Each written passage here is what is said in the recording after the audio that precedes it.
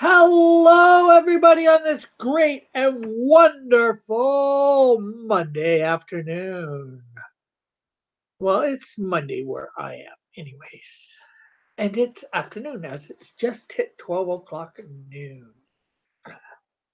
I hope you are all doing well wherever you are in this great, beautiful world.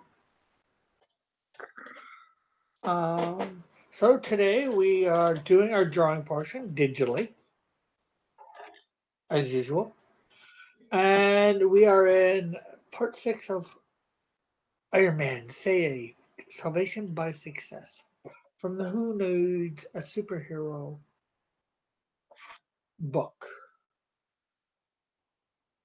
So now we're starting a portion called Iron Will Rusted Life. Okay, at least one biblical hero would empathize with Iron Man's plight. Like Tony Stark, the Old Testament's David had it all: good looks, women, heroism, fame, wealth, and the kingship of Israel. Mind you, David had to work for it. Remember the story of the shepherd boy squaring off against Goliath? The Philistine giant not only topped David by several feet, but he was armed with the ultimate technology of his day: iron. Goliath's armor was bronze, but the head of his spear but the iron head of his spear weighed in at 15 pounds. Presumably, his sword was also made of iron. The Philistines knew the secret of working iron, but the Israelites didn't. One reason the Israelites were so hard pressed by the Philistines was because the Philistines' iron inevitably prevailed against the Israelite bronze. King Saul wanted to give David a little help against Goliath, so Saul ordered that David be dressed in the king's own armor. But Saul's war gear was too large and heavy for David, more a liability than an asset. Besides, David knew that armor and technology would not decide the outcome of his confrontation with the giant. The battle would the battle would favor the one who trusted God. Sure enough, armor only with a sling and 5 smooth stones, David vanquished Goliath in an unexpected upset. The shepherd boy used Goliath's own fearsome iron sword to behead the fallen giant. This was David. This was David at his best, relying entirely upon God. Sadly, David did not always practice such wisdom. As he grew in power and prestige, David increasingly relied upon himself and his own resources. For a while, that strategy appeared to work. The Israelites learned the secret of working iron, and David's iron bladed forces ended the Philistine threat once and for all. When David had spat when David had a spat with his wife Michelle, he simply put her away and broke off relations. After all, he had other wives and concubines. When his heart lusted for the married Bathsheba, David pulled pulled some strings and had her soldier husband killed in battle. When can you take when you can take everything you want, why deny yourself anything? When you own when your own hand can fulfill your heart's desire, why call on God? Hey, Bob.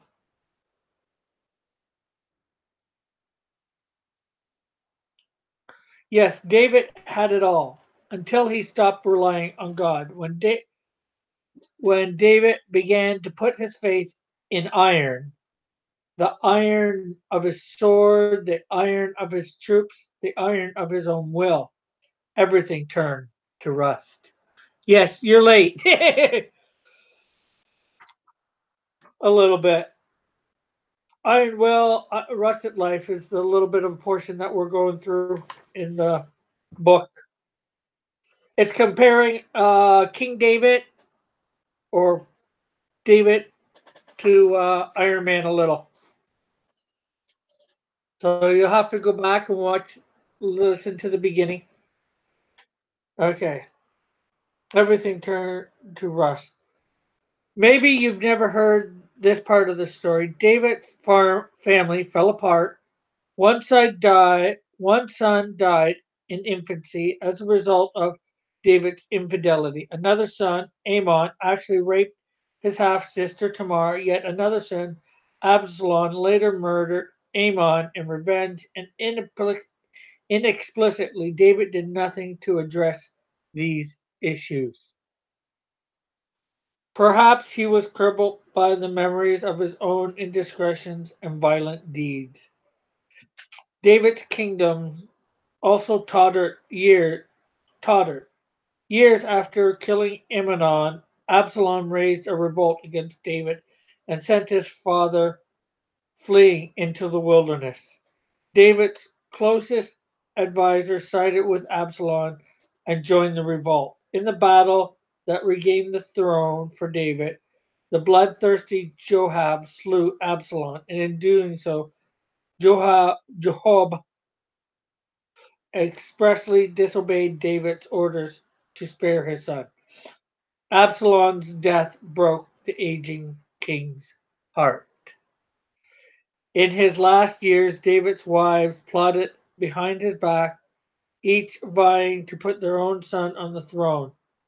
On his deathbed, David spent his last breath planning revenge on his enemies, coaching his heir Solomon on whom to kill as soon as he claimed the throne. Joab was top of the list, and within a generation of David's death, the kingdom he had built by blood and iron was divided by civil war, never to be reunited. Okay, so we'll finish. Um, we might finish it up tomorrow because there's like 2.5 pages left, 3 pages. Oh,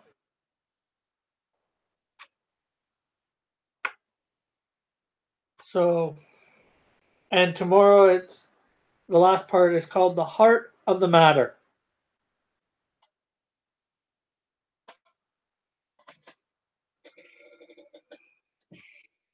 Okay, so we are going to be on the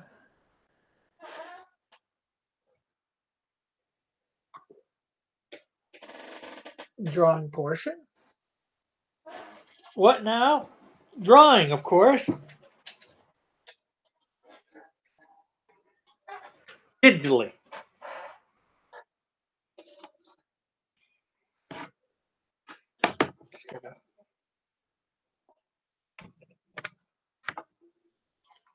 As always, yes. But you might be pleased with this one today. Let's see. So we need to share our screen.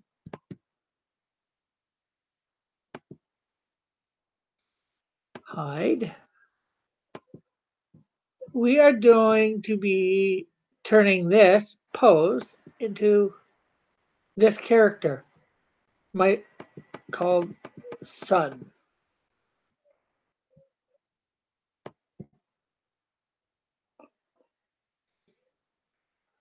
So do we have this? Let's see what we got here.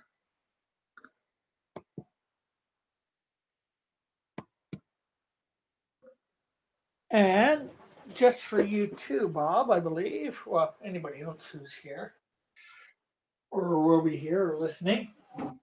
I think I have her profile, so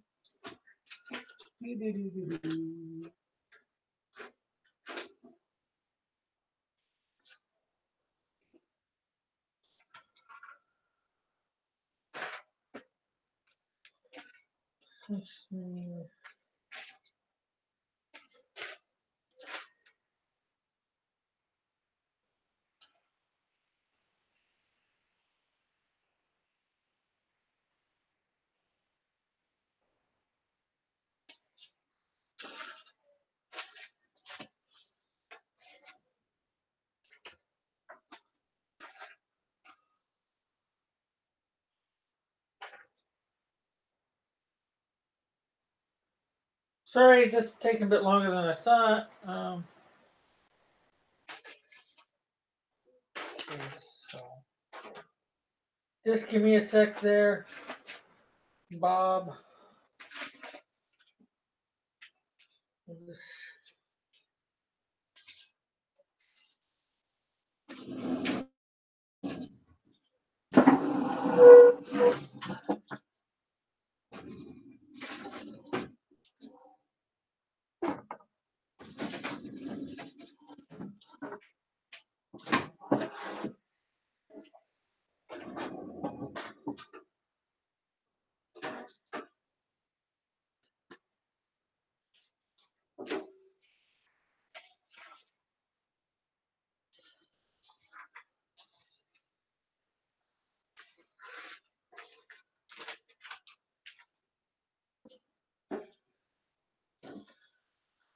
Okay. This may or may not be the final thing for her powers. Oh, hey, Eagle.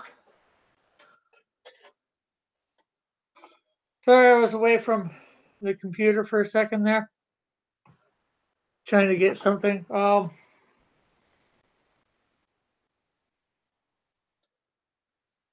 um, she can generate ultraviolet rays. Basically create. No, this is not what her powers are. I know I've changed it. She can fly. Well, actually, it probably is ultraviolet and um, bit. I know it's heat based. She's a heat based character. I think the word her name Sun gives that away. Way.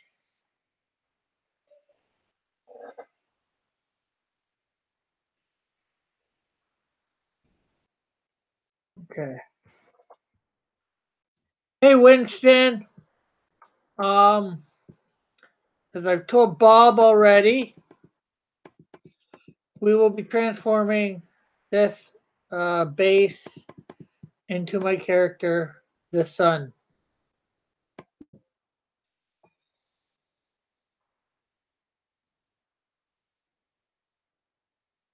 That is too thick of a brush.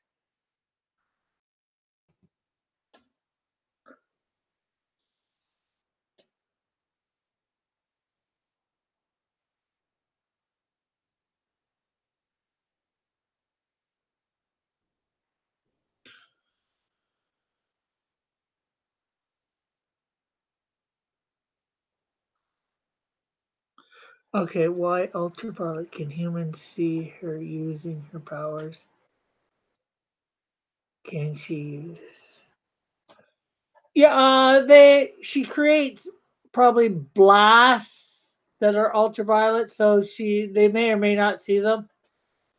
She might be able to alter the wavelength, and it might be able to do various things. Usually, it's heat based.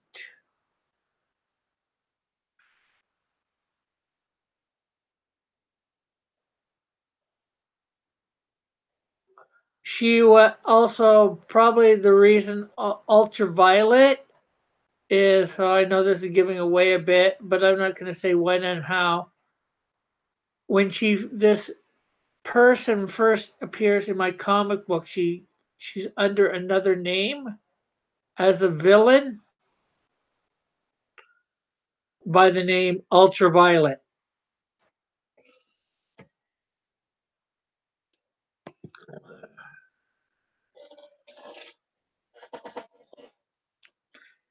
And as Ultraviolet, she first appears in my um, Insecto #2 issue.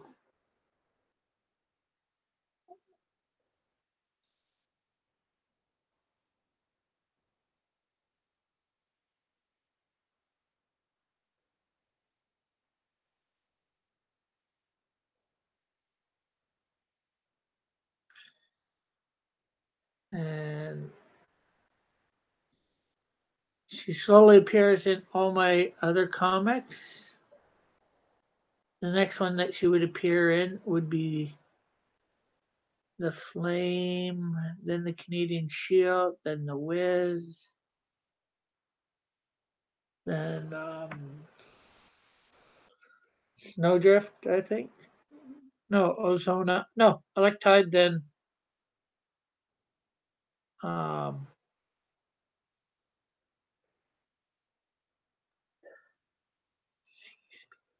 what is Sea Speed?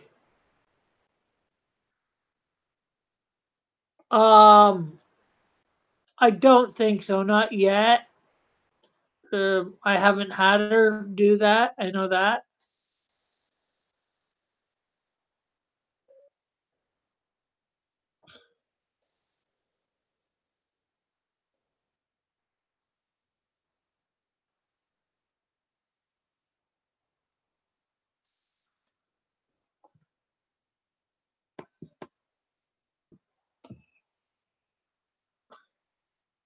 And I don't think I will because that would make her a bit more into well, a flying speedster.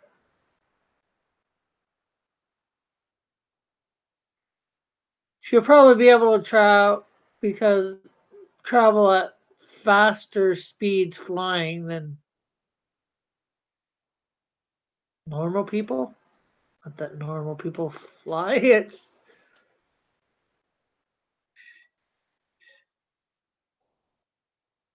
okay. I did not know that offhand. So anybody else got any questions? Any comments?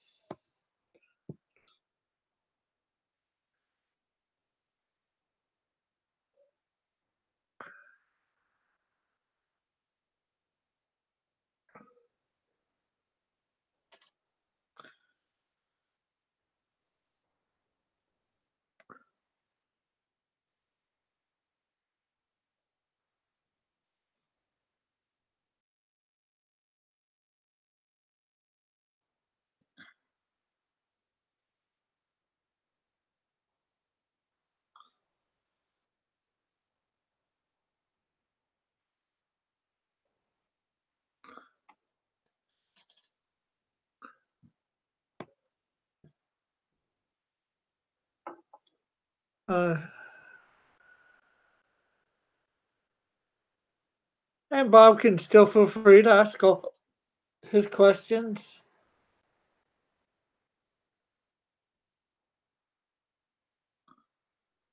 So, like I said, a lot our history is in a lot of ways tied to my character Ultraviolet, who she was before she became the sun. I don't want to go into too much of the chain, why she went from hero to villain to hero, because I want that to be explored into the comics. Like I said, after she faces it's okay. Like I said, Electai after the Wiz, Electide, then Snowdrift, and then my character Ozona.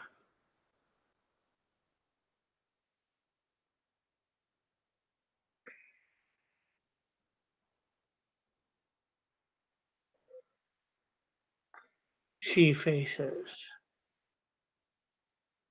as, and that's all in the first year and a half of my comic books. She goes against them as Ultraviolet.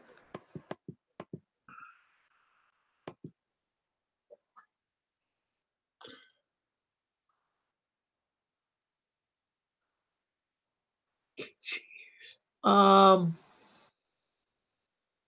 she's one of my gifted people,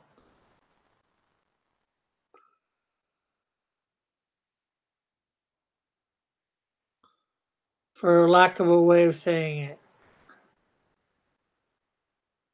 What that means is a person who who has taken a spiritual power that one might fight, that she was supposed to use to fight in the spiritual. And well, actually, that sort of answers your question from the other day, Bob. I never thought of her. She's been gifted with the ability to fight with this sort of thing in the spiritual, and it's come into the physical. So yeah, God has done it to, not bad person. Yeah, I'm just telling for the other people that might be listening what I mean by the gifted, who haven't heard me explain it. And of course, I'm just doing a broad overview of what I mean by the term.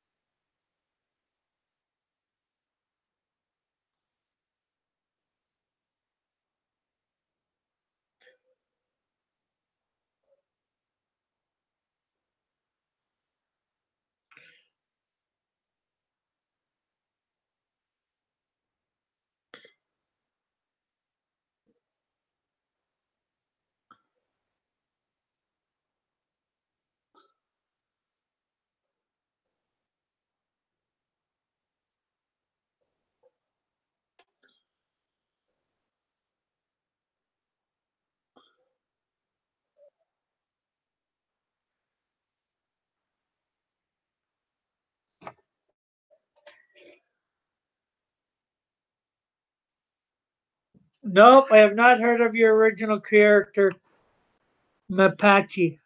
How much light can she use? Is it limited? Assuming it is light.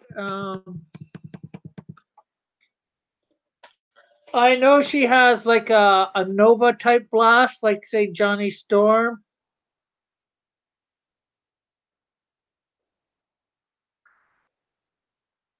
but it expends a lot of her energy, so she becomes a bit.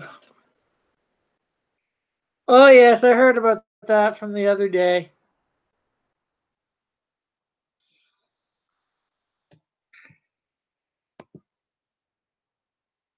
What am I doing?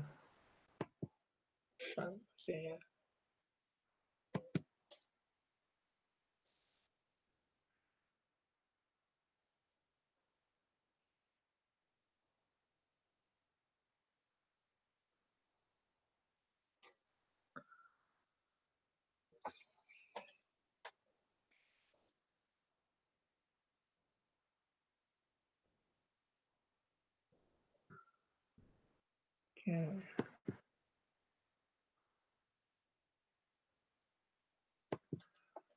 Sun on the chest.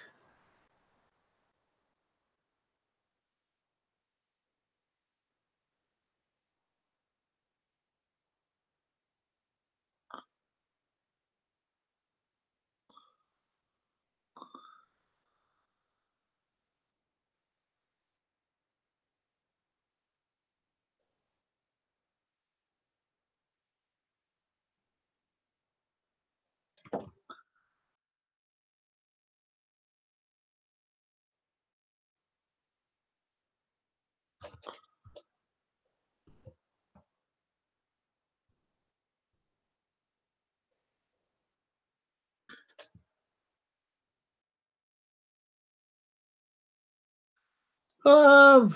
Anyway, okay. Let's see. Yeah, I think it'd be a good idea. You're over the 200 sub mark. I'm thinking of doing it myself. I was thinking of waiting to the 200, but I'm thinking of going for it before. It's just I really want to figure out the tier part, for how much they give you a month, what you do for them, what's reasonable, what's not reasonable. Talk to Tank a little bit about it, although can't unfortunately say I remember everything he said,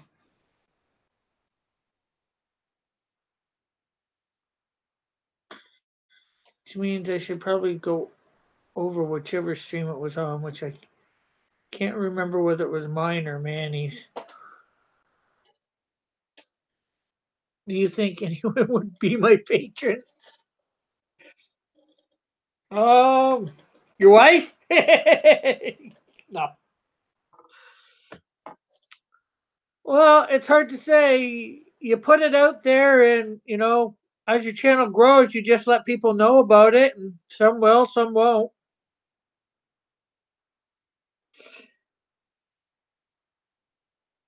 Give a buck a month just to troll you, says Winston. And hi, Mighty Geek. Uh,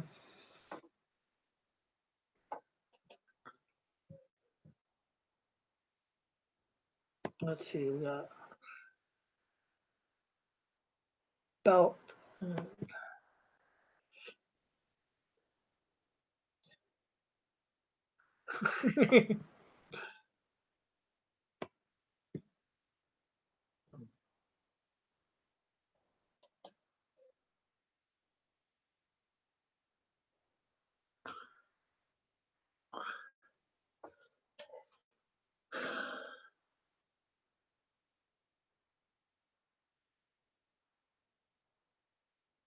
Yes, Tim has the transcript. Um, I am using a base to create my character, the sun.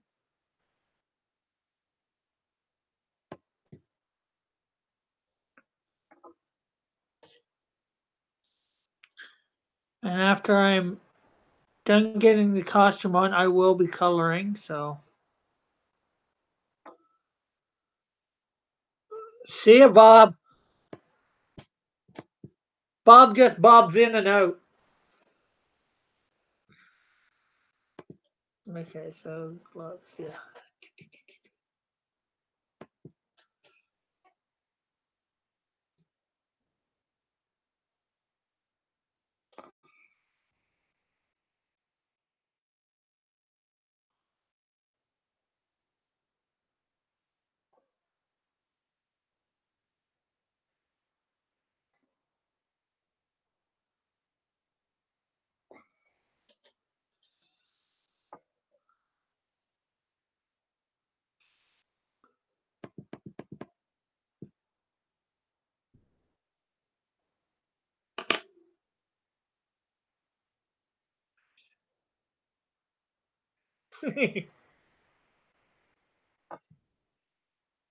I think I might try and draw a G-Force character this week.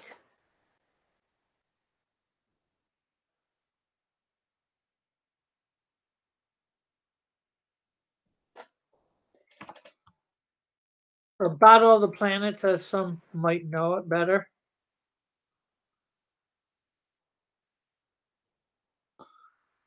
Let's see. What are you drawing right there? Peace out, Bob. I miss Ray. This sounds very similar to my original character, Solora. Bob is the funniest Pope. Don't tell Raven I said that. I still need to tell.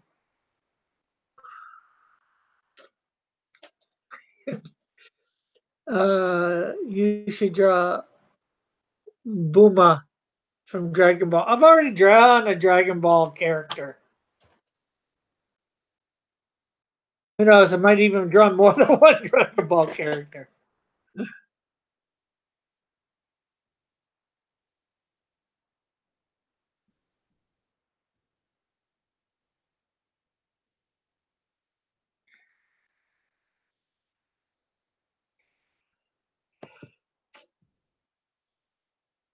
And again, let's see, what do we got here? Yeah.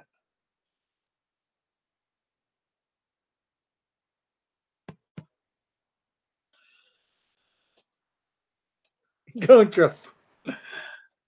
Well, like I said, I'm thinking of going a bit old school.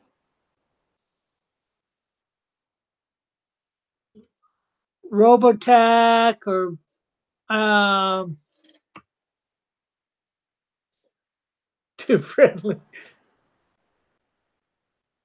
Santina.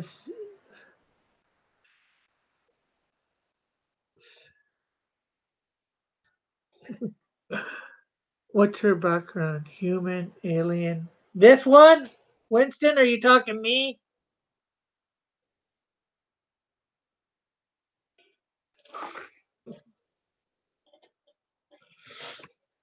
Hey, Space. Not much. What's up yourself?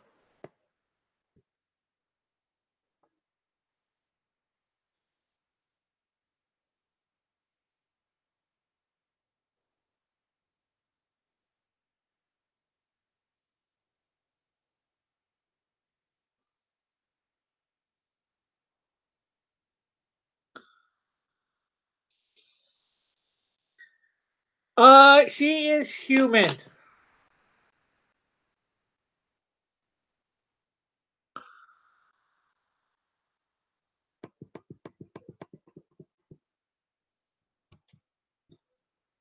Winston.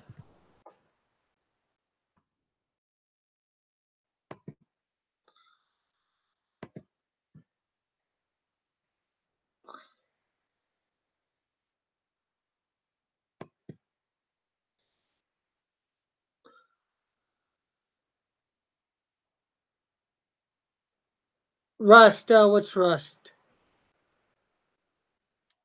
I should know it, but I don't. Lately taking up a lot of my time. I guess that's good. Expand. Sort of. My I once was gonna go with the whole mutant idea in my comic universe, but I decided not to because I found out mutants can't really be a thing.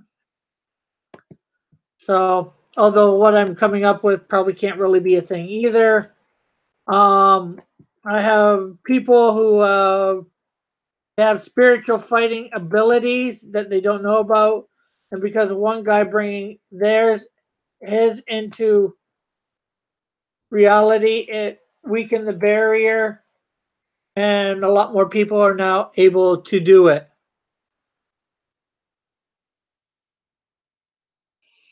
So it's since birth, but it's not since birth.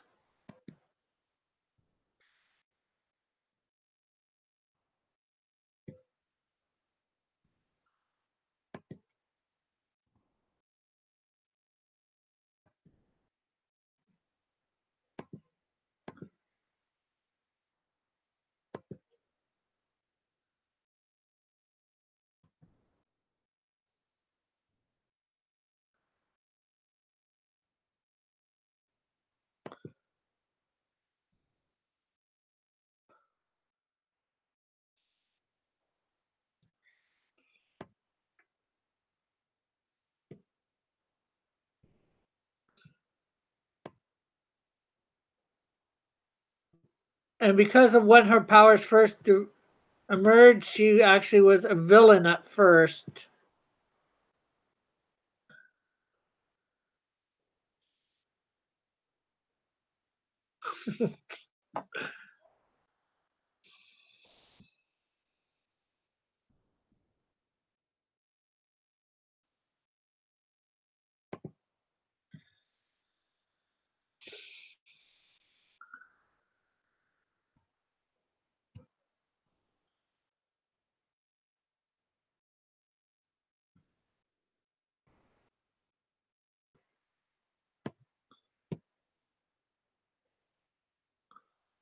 Okay, so let's see.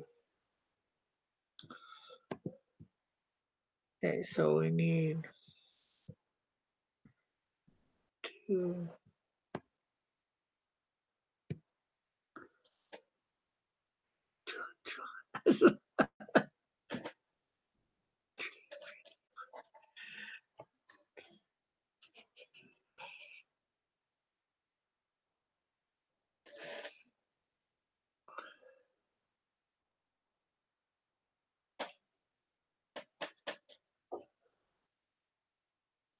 message. No, that's the sort of thing I. Okay, so make.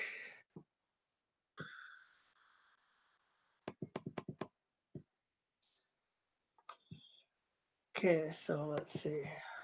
We have our orange.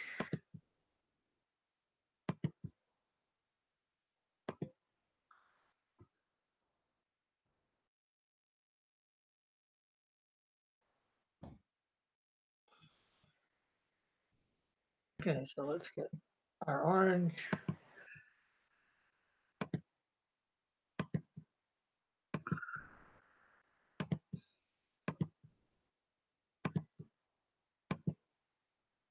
Hey, Midnight, how are you?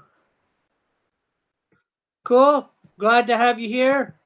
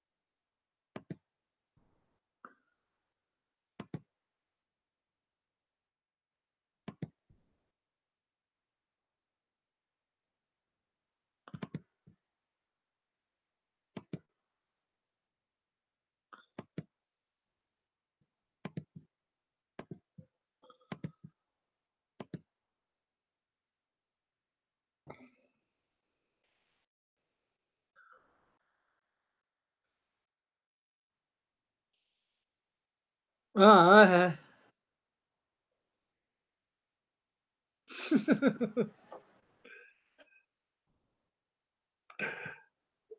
John, always trying to uh, turn up some trouble.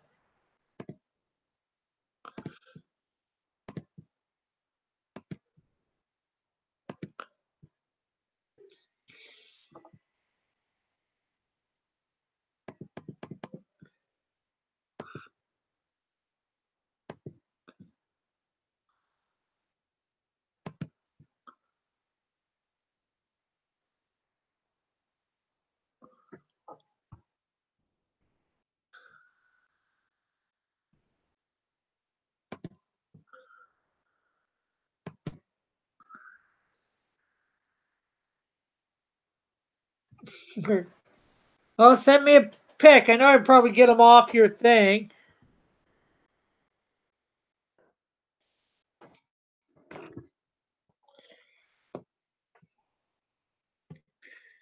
See, skin tone.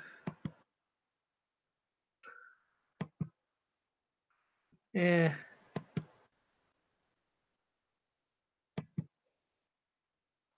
that's better. Oh, actually, I should just go with that. No.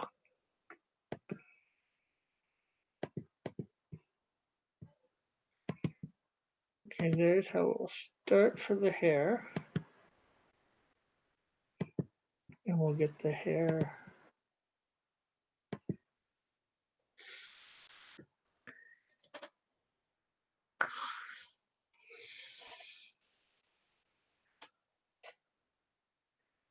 Yeah, I can do that.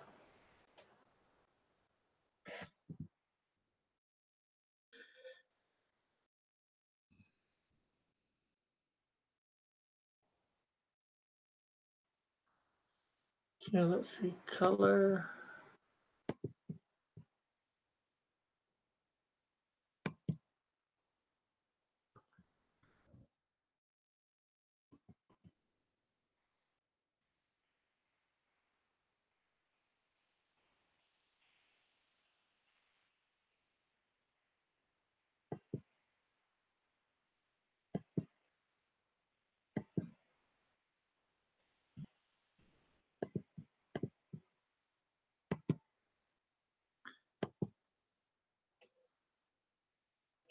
Which picture did he use?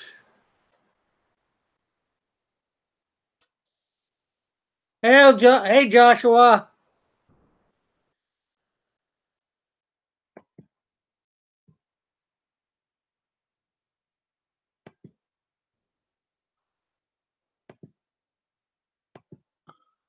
Okay, do I have? Okay, we need.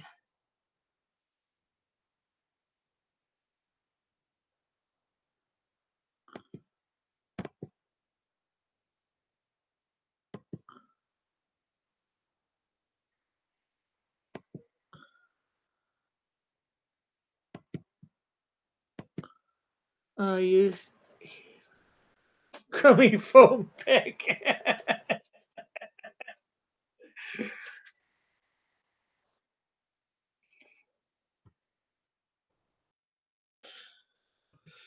Isn't that the way?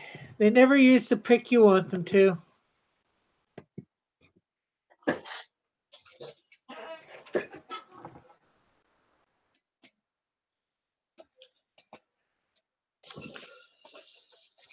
Color are her eyes.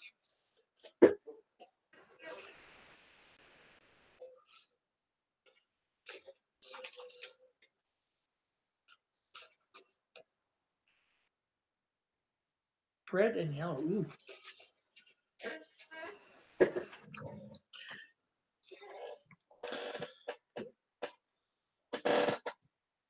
Color. So let's go. It says yellow and red for eyes.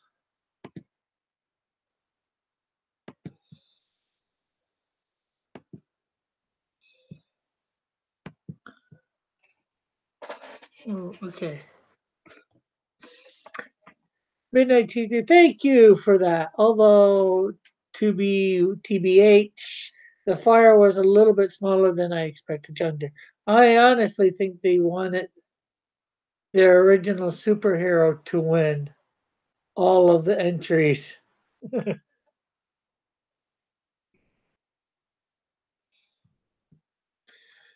Okay, so we're gonna go back to black.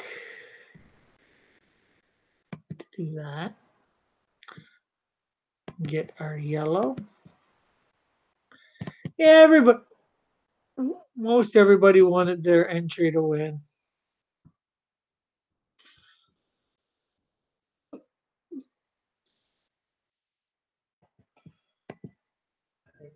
Control A.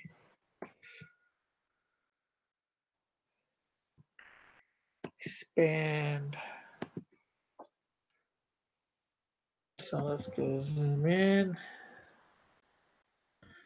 Need to do a couple lines here to make things right.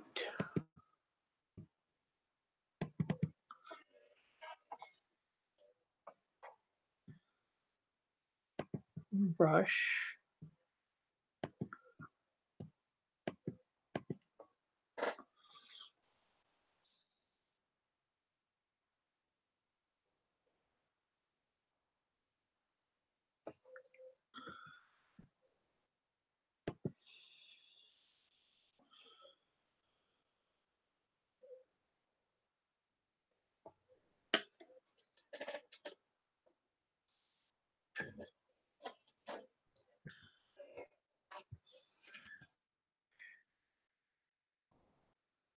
And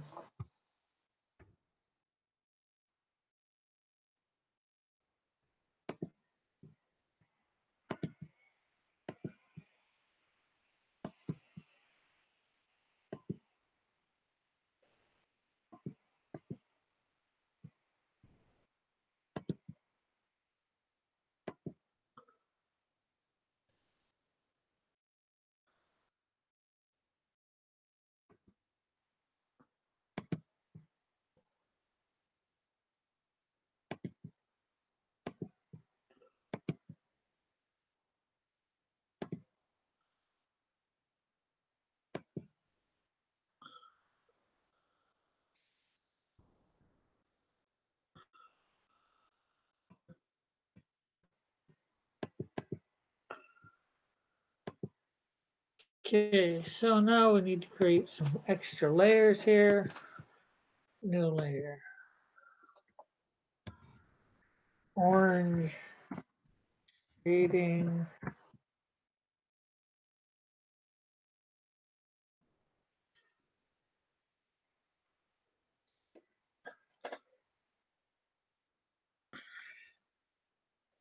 Actually, you know what?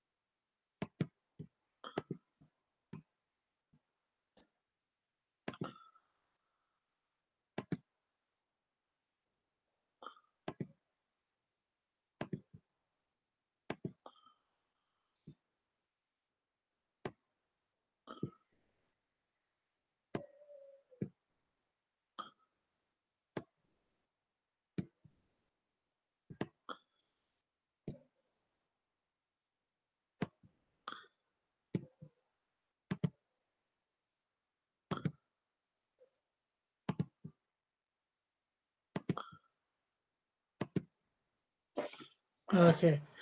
I was hoping for a raging fire, and yours is more of a smoldering fire.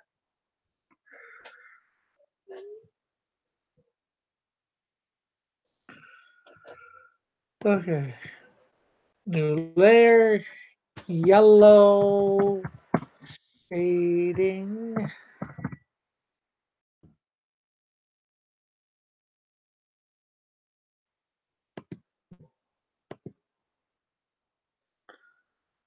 red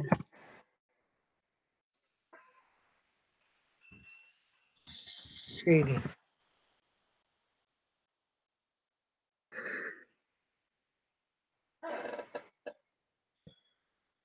and air shading.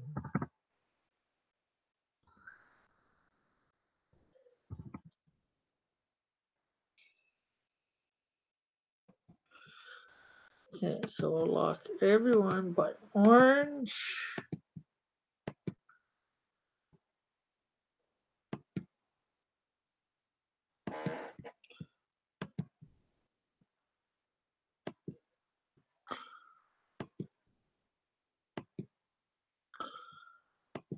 Now we need a shading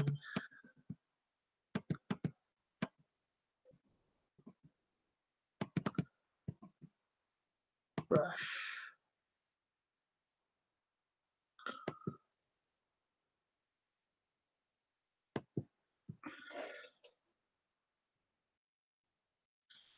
Oh, we forgot one layer.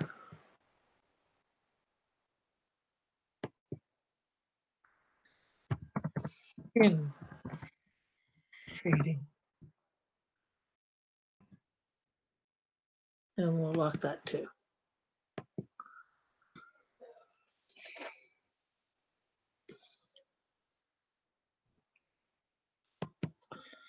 Now hopefully we got this dark enough.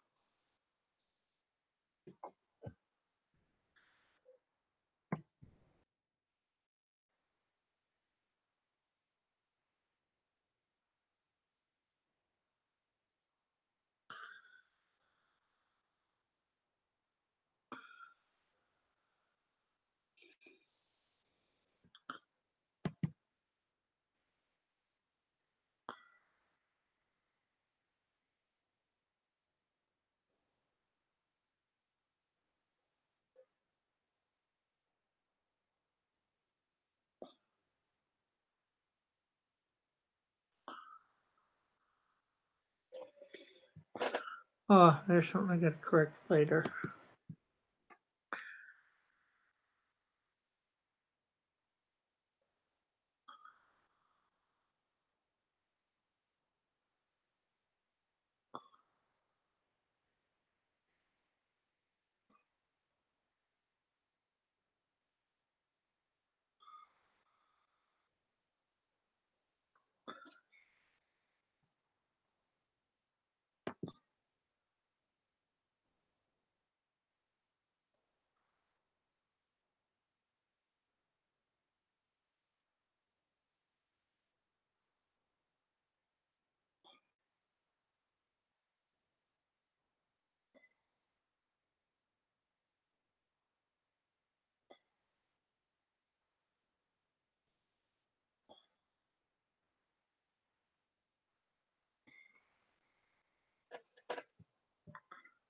So, anybody got any questions, comments, whatever,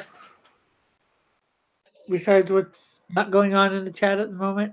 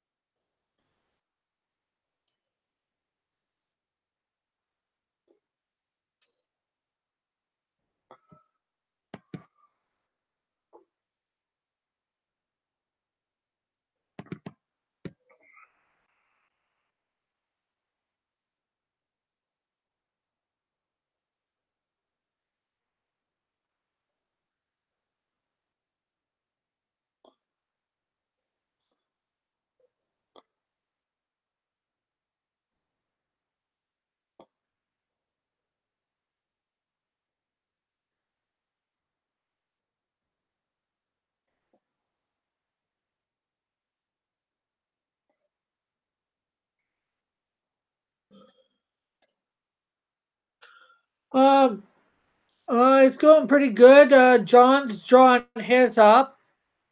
Me, I have started writing my script, only on the first page.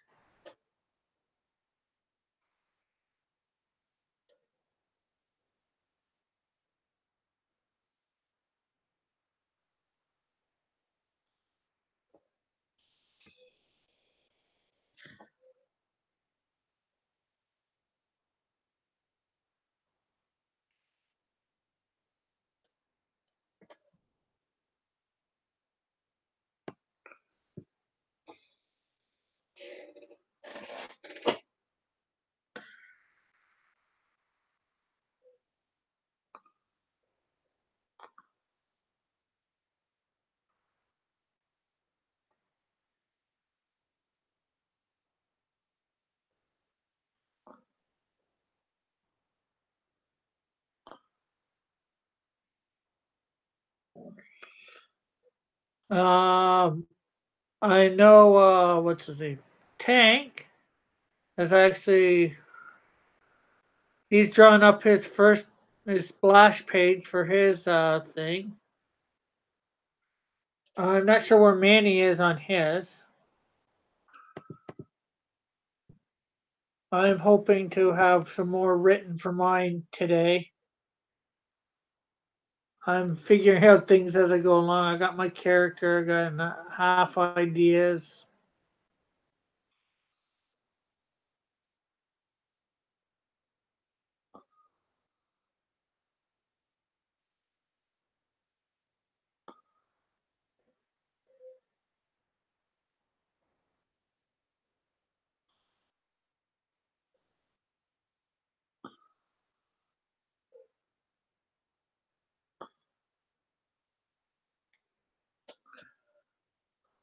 Okay, let's see. We need some yellow shading now. So let's see.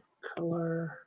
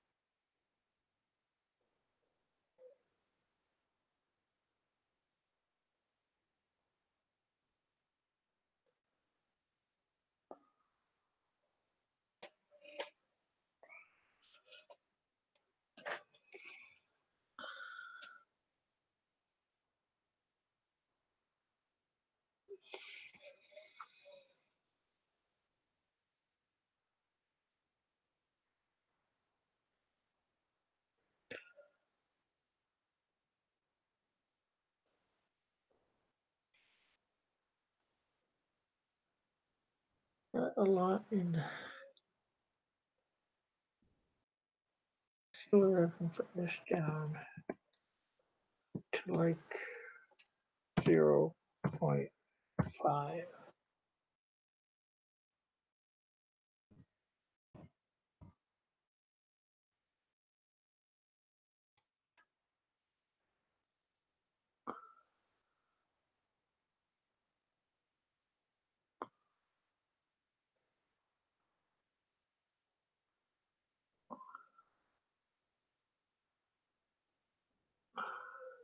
Not much. What? Just I have taken this pose, which nobody can see. That actually looks good too.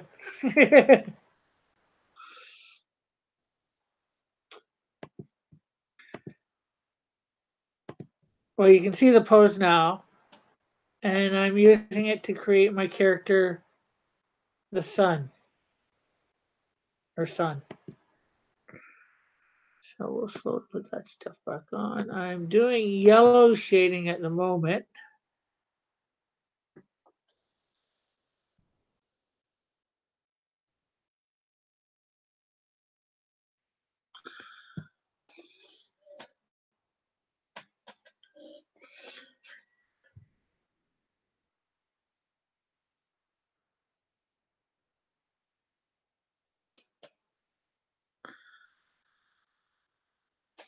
Should actually take that.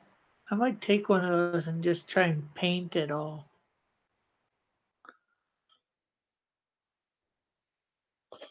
See what it looks like that way.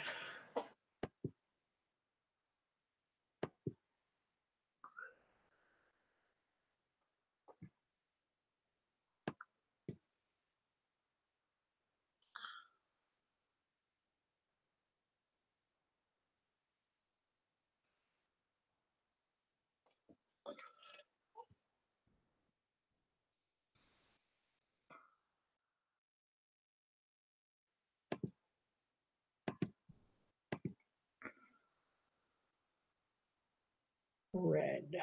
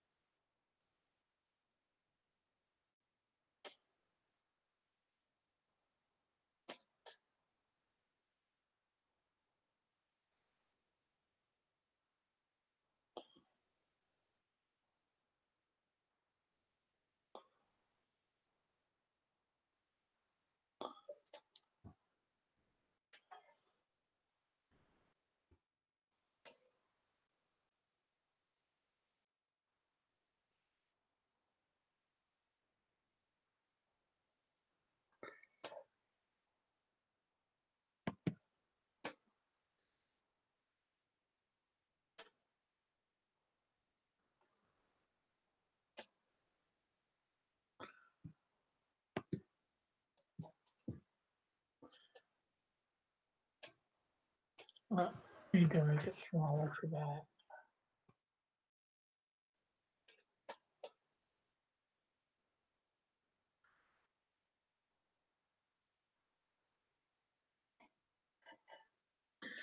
So, anybody got questions, comments? What would people like to talk about?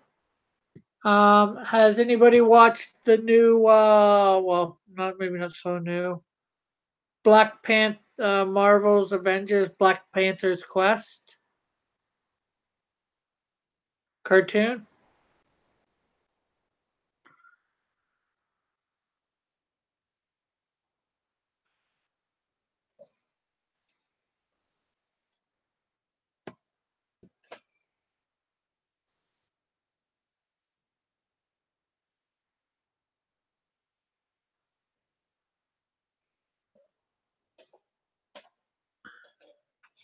No.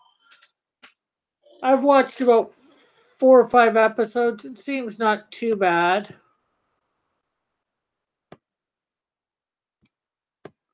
Probably could be better in my opinion, but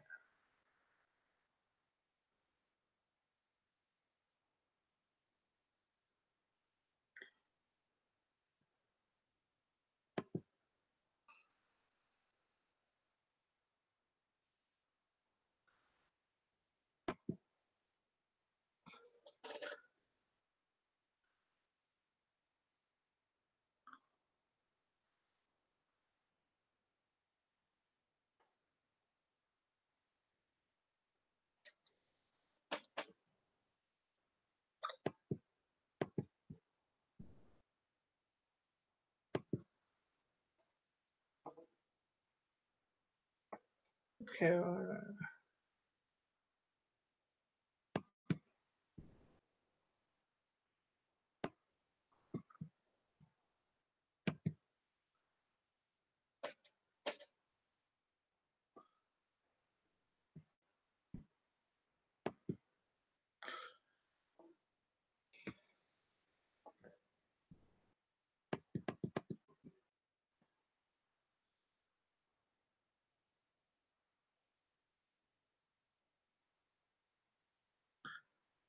Eagle 43, anybody?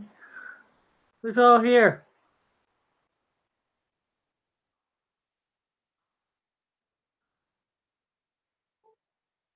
What new shows have you watched this season, people? Anybody caught up on The Flash or whatever?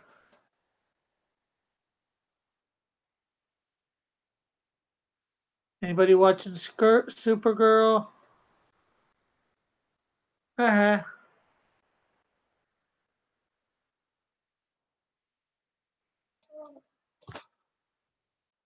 Trying to find stuff to talk about with you guys.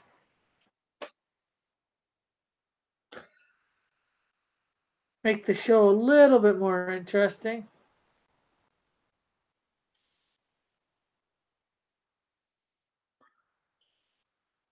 You ain't watched anything. Okay, let's go for some.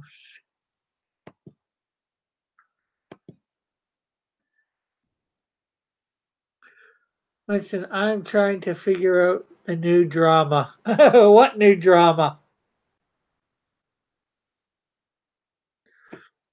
Yeah, I've watched to episode 4 of that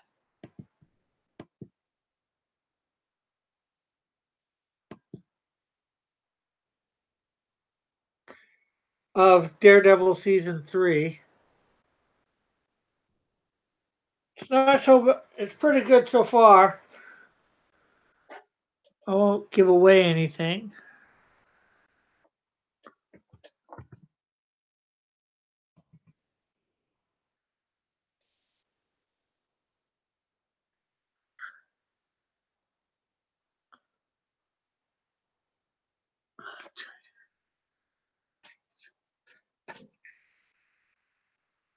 What happened with Cecil and Crash Grab? As far as I know, they just haven't made it yet.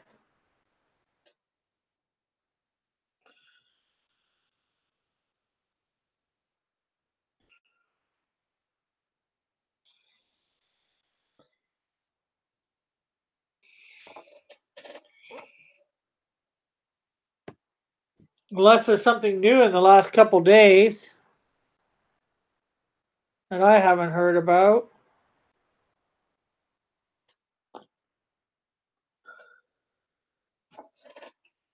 Oh, it's been canceled?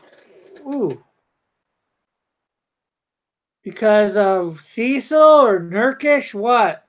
Or do you know?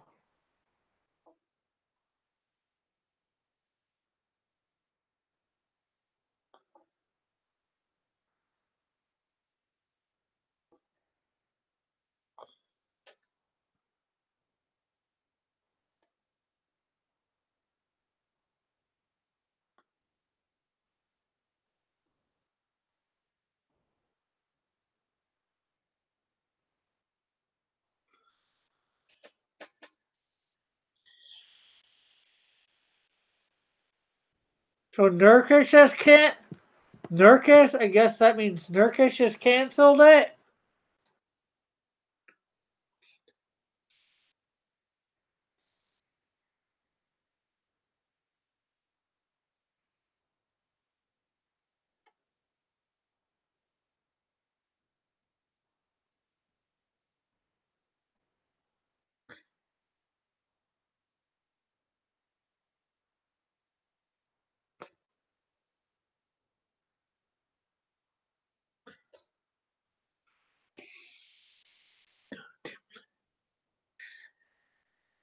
They both backed out? Wow.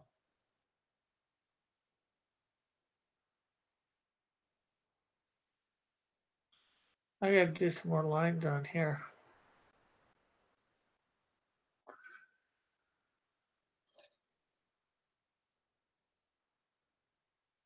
Are they giving any reason why or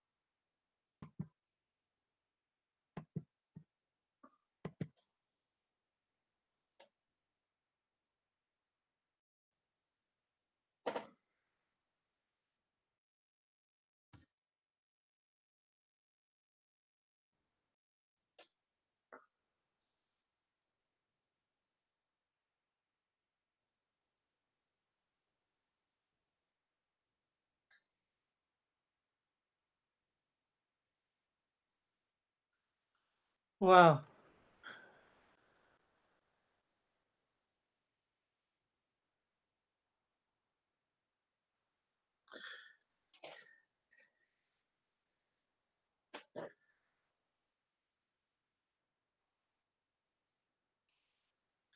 This is crazy. Sounds like EVS's stream tonight might be interesting.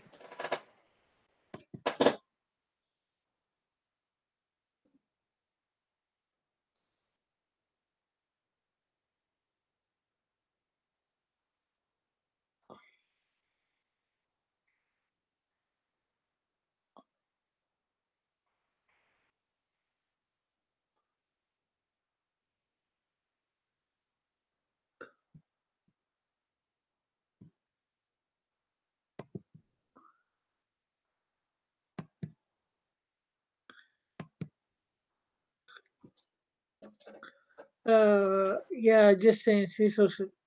Yeah, Winston, and thanks for the sub. Winston, yep. Will be interesting to hear his take. Still not sure what happened, but I'm betting money. Yeah,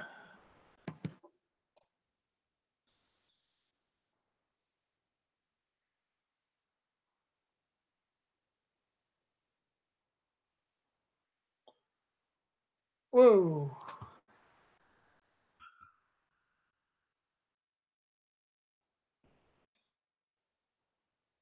Yeah, people do get pissed over money too often.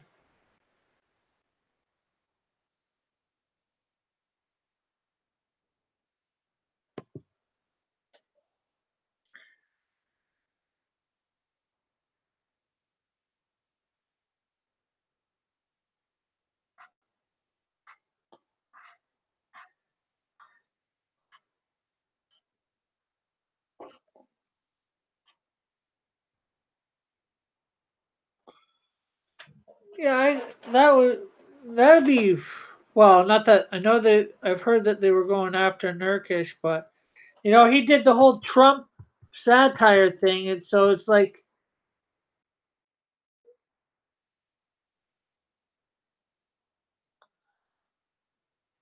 so it's not like I couldn't see people going after him already.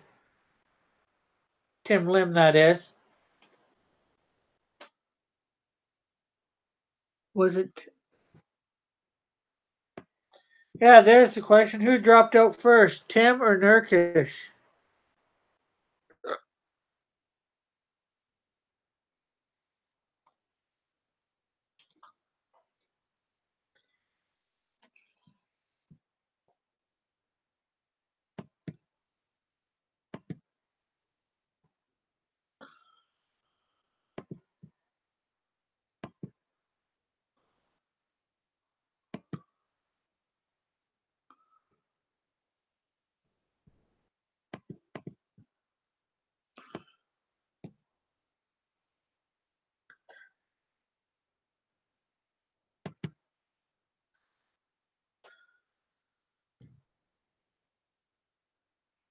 Hopefully, Ethan will have them on, all on, or whatever to try and figure it out.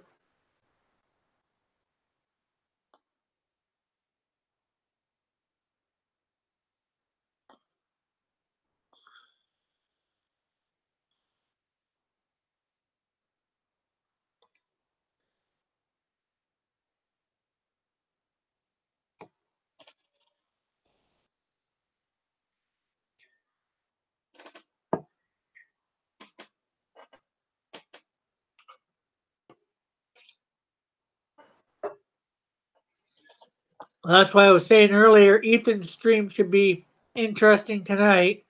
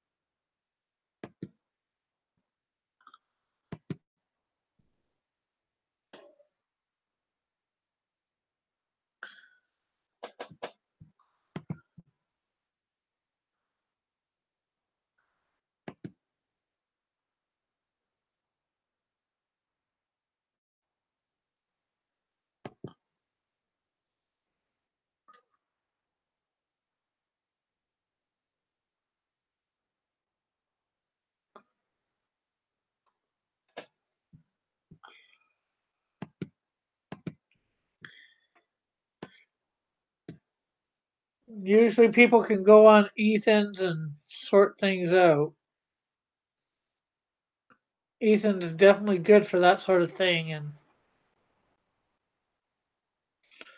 when people are willing to talk to figure things out,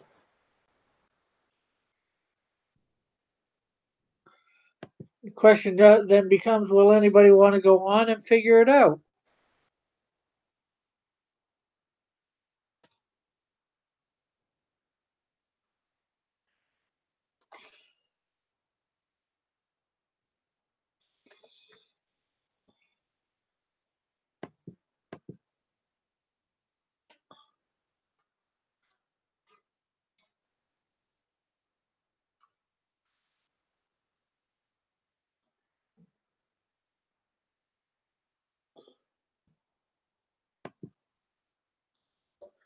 It's crazy. We don't need all this drama in Comicsgate.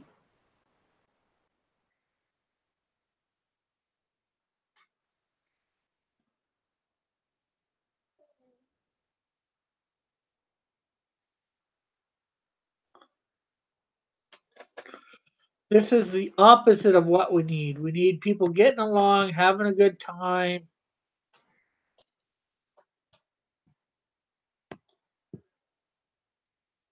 not fighting, especially over stupid stuff.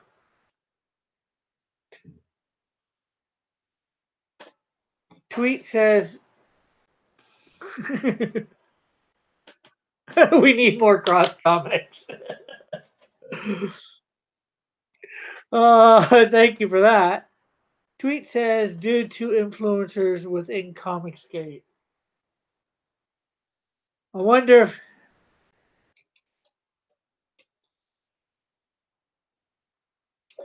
if that could be the War Council causing strife.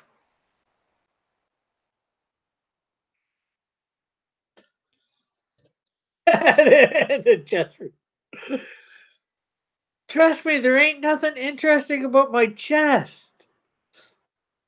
But like I said, 1,000 subs and I'll do a chest reveal.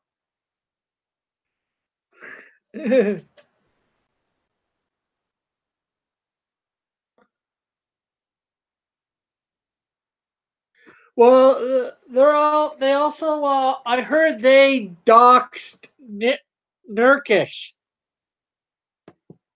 I don't know how true it is, or might have.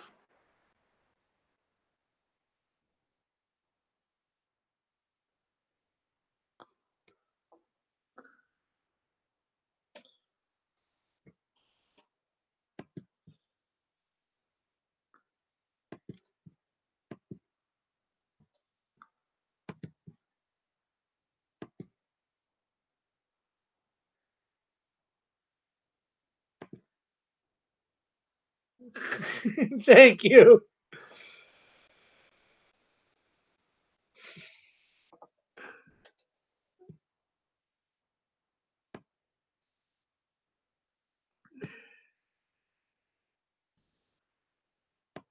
I think Tim's liked enough. I don't think anybody's out to get him. As far as I know, he hasn't done anything to begrudge him.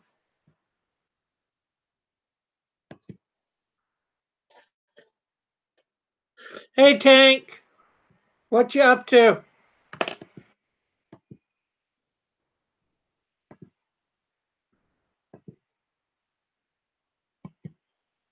Should have done this for John, but John wants to go to sleep this time of day, so let's see.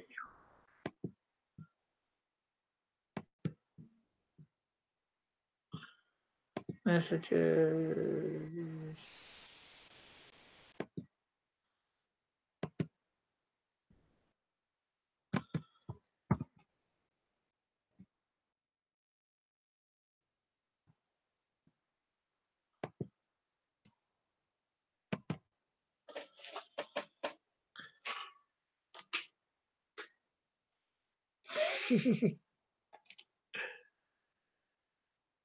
Okay.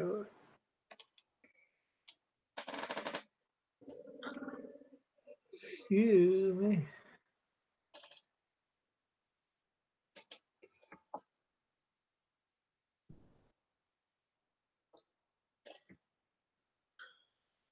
Let's see. It doesn't feel like it's no good. To not talk thanks. What I'm up to, that is. Sup. Who says Wilson, take care at TP. Yes, we do. At Tank Ferret, are you on Twitter? And D at Tank Ferret.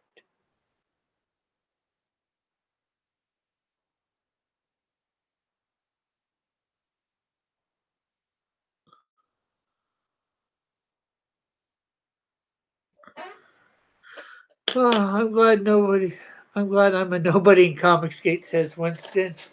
I live to serve Cecil. JP. Okay, I'll look you up later today. Yes, we do have tanks here in Canada. JP. I'm not sure what type or anything. but I know we do have tanks.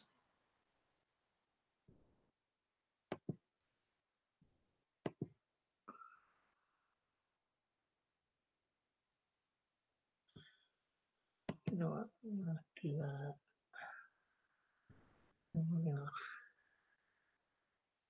Hey, Tank, I just sent you a link if you want to come on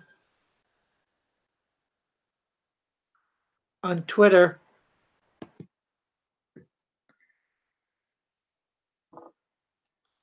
Goofy gift. Interesting. Hail. Caesar Cecil says Tank. Chieftain says Tank. Oh, that's probably what he says we have here.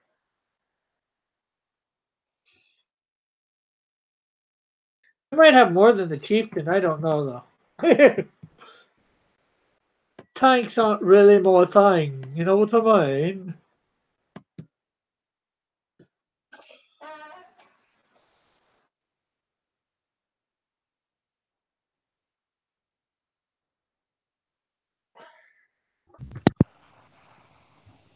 Hey, Tank. What's up, man? Not much yourself. Oh, not a whole bunch. How you doing? I am doing good. I'm just uh, shading, or however you want to say. I cook. Uh, All right. I like it, man. You're getting used to these bases. yeah, and then the You- this whole shading thing. Let's see. Take away everything. There's the basis, except for some of the shading detail about it. Mhm. So then obviously went around it. I'm learning the shading and coloring and on it. Nice. Didn't oh Winston said didn't know Canada had an army.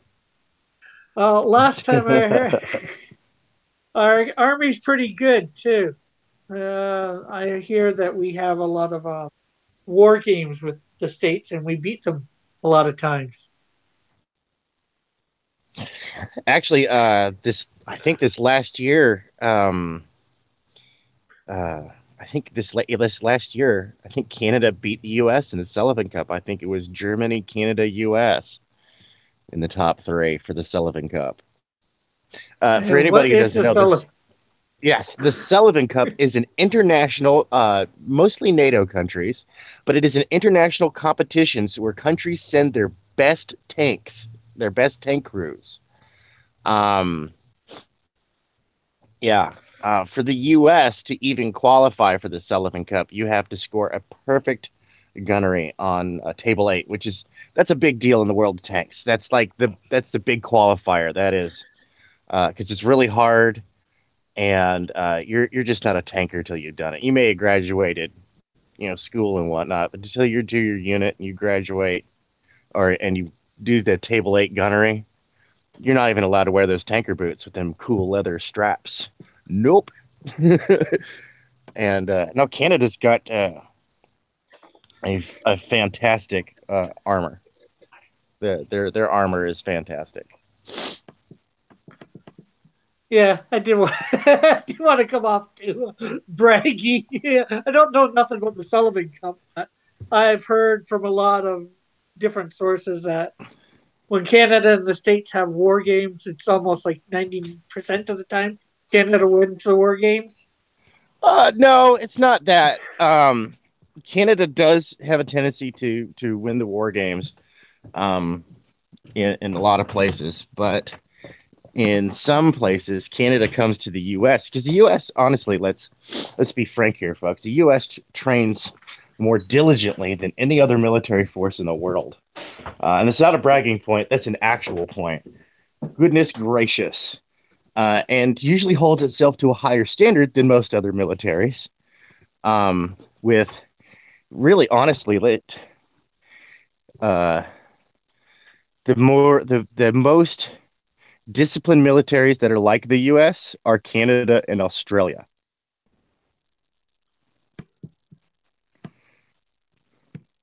Yeah. I'm like, I came downstairs because I needed to get gloves to protect the artwork from my filthy mitts.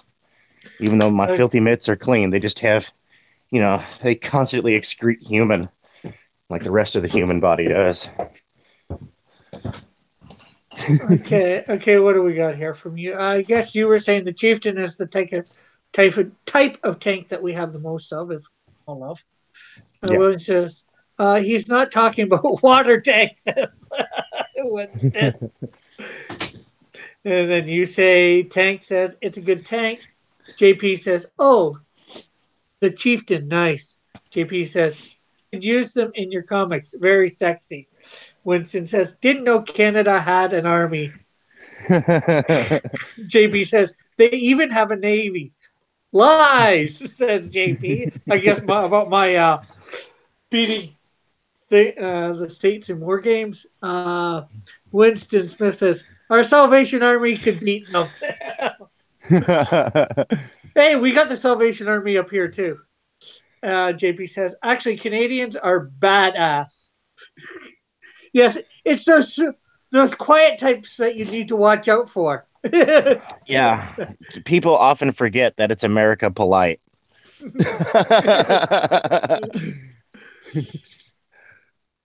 Yeah, no, Winston. was it Canadian armor forces have they're integrated. They have male and female. Yeah. Uh, Winston says, "Did it involve drinking?" I'm not sure what he Oof. means. Usually, if it involves tanks, it involves drinking. JP says, "My daughter's boyfriend is a tanker now, so we will not lose." That's right. JP says, "True" to one of our comments. Uh, Winston Smith says, "Hang on, I'm putting a call out to someone, some retired military friends. We're invading Good. Canada." Canada's already started invading the states. How many how many actors have we sent down there to Hollywood?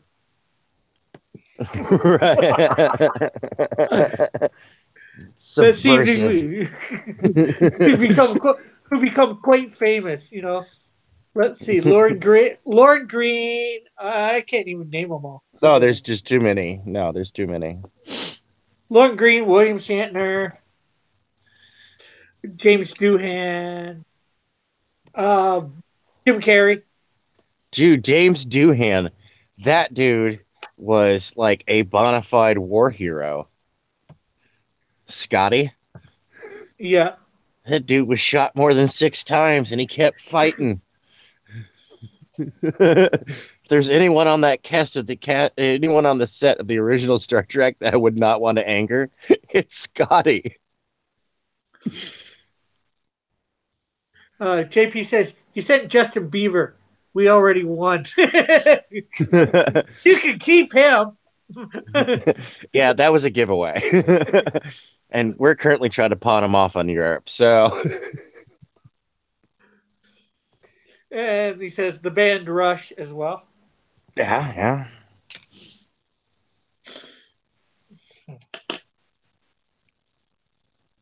Don't forget about Foster's. It's Canadian for Australian for beer.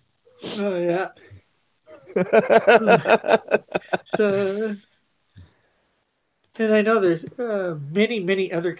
Oh, John Candy when he was alive. Don't forget all the kids in the hall. Yeah.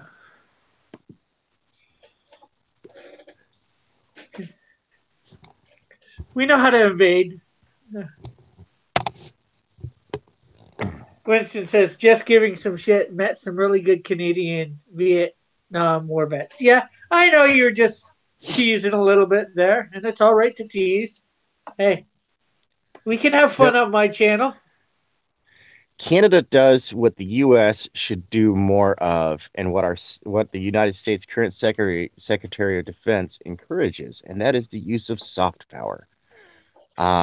As he said to our former President Obama when he was the Joint Chief of Staff, Maddox,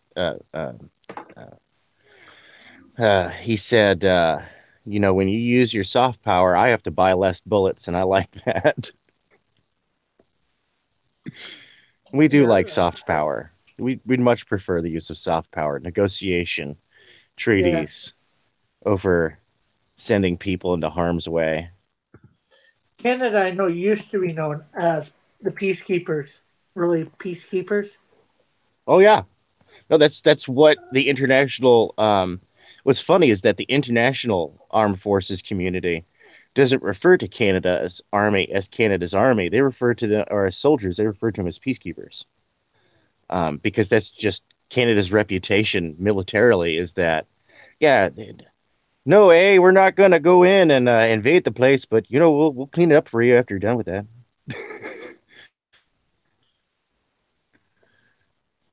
Yeah. That was my horrible Canadian impression. Yeah. Hey, we're named for lots of stuff, Hey. hey. I don't. I don't think I sound like the typical Canadian No, in no. Well, accent. the thing is like you're not from the super Canadian areas, you know, where they've got that Actually, Wisconsin ass. Because it's like Canada and Wisconsin, USA, they share a very similar dialect, and I think it gets that from the Norwegian influence in the area. There's so many Nords that moved to like the middle of the U.S. and the middle of Canada, right around the border. JP says soldiers are generally the last to promote war. Oh yeah, they're the ones who have to go do it. JP says, easy tank. I'm from Wisconsin. Oh by golly, that's good, don't you know? But then again, like I said, I'm from a fairly populated area. I'm Hamilton's got 500,000 people. Toronto's Yeah. just down the road Oh, by 50 Toronto's a miles. major international. Well, Toronto's a major international city at that. Yeah, and it's got like 3 million people, I think. Last time I knew. Yeah, it's a big city. It's a big town. It's a Uh, big city. uh, Probably our three to four biggest cities are Montreal, uh, Montreal, Toronto, and Vancouver, followed by I think Ottawa finally with about 1 million. Yeah. Oh, Ontario as well. Yeah, Ontario isn't a city. Ontario's a province. Yeah, it's a city. It's all one giant city. Those aren't city names. Those are names of different neighborhoods. We know them Ontarians. Hey, just remember, our Ontario, if I'm right, is bigger than your Texas. Yes, it is. Your Ontario, it is your Ontario is Canada's Texas. Come on, let's. They're just missing giant metal belt buckles because they would freeze to everything they touch. I mean, And then our I'm not sure which is bigger, Ontario or Quebec. I Quebec is think a big Quebec. problem.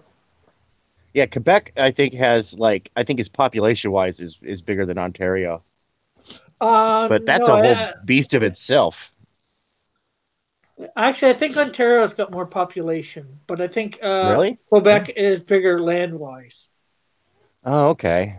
I could be wrong though, Well, Quebec, because they always make themselves out to be a bigger deal than they are because they're French. yeah, yeah, for sure. What's crazy is the history of Quebec, and Quebec shares a lot in common with states like California and Texas, wherein it still retains this sovereign identity separate from the nation. It wasn't so bad a few years ago. I forget which some foreign French diplomat came over and from what I've heard and messed a lot of junk up here because they weren't Oh, all that. they weren't all that separatist. And then a few years ago, some foreign, well, maybe not a diplomat, but maybe I'm not sure, some foreign person from there, from France, from what I heard, came over and got the French all up, and you should have more respect for your province and all this or whatever, and it got them on the. Yeah, France is just still upset from the 7 Years' War. Um, get over it. And just for Yeah. you folks, in the 7 Years' War, France lost control of French colonies in North America. The 7 Years' War would lead to the American Revolution. It was basically the first real world war that we had. And the 7 Years' War actually takes place over like nearly 20 years.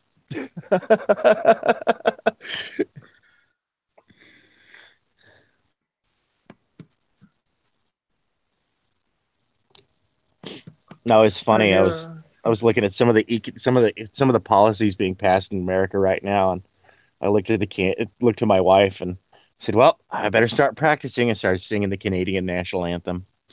Uh, You would. You don't want to come here right now. We got Justin Trudeau. As I don't much want to as you come there at don't. all. It's cold, dude. Hey, you can move to Vancouver. They don't get snow. They just get rain. It's true. It's true. If I moved to Vancouver, it would pretty much be the same weather that I'm getting right now. I want to move to Vancouver. I heard that a few years back, and I'm like, okay, I want to move to Vancouver. No snow, no cold. Yay! Although the last few years, it's been snowing here more than it usually does. It normally only snows uh, for at most a week, and then the snow melts away. Yeah. The year before last, it was a white winter from October till March, Yeah. and last year it wasn't so cold. It was only snowy for a month, but that's more than normal. Okay, what do we got here? Winston says, I think it's time we give at least one generation a break from war. Let's take care of the vets we have before we make more.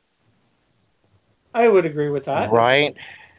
You know, if planet Earth could take a generational break from war, we might not ever go back to war for a very long time.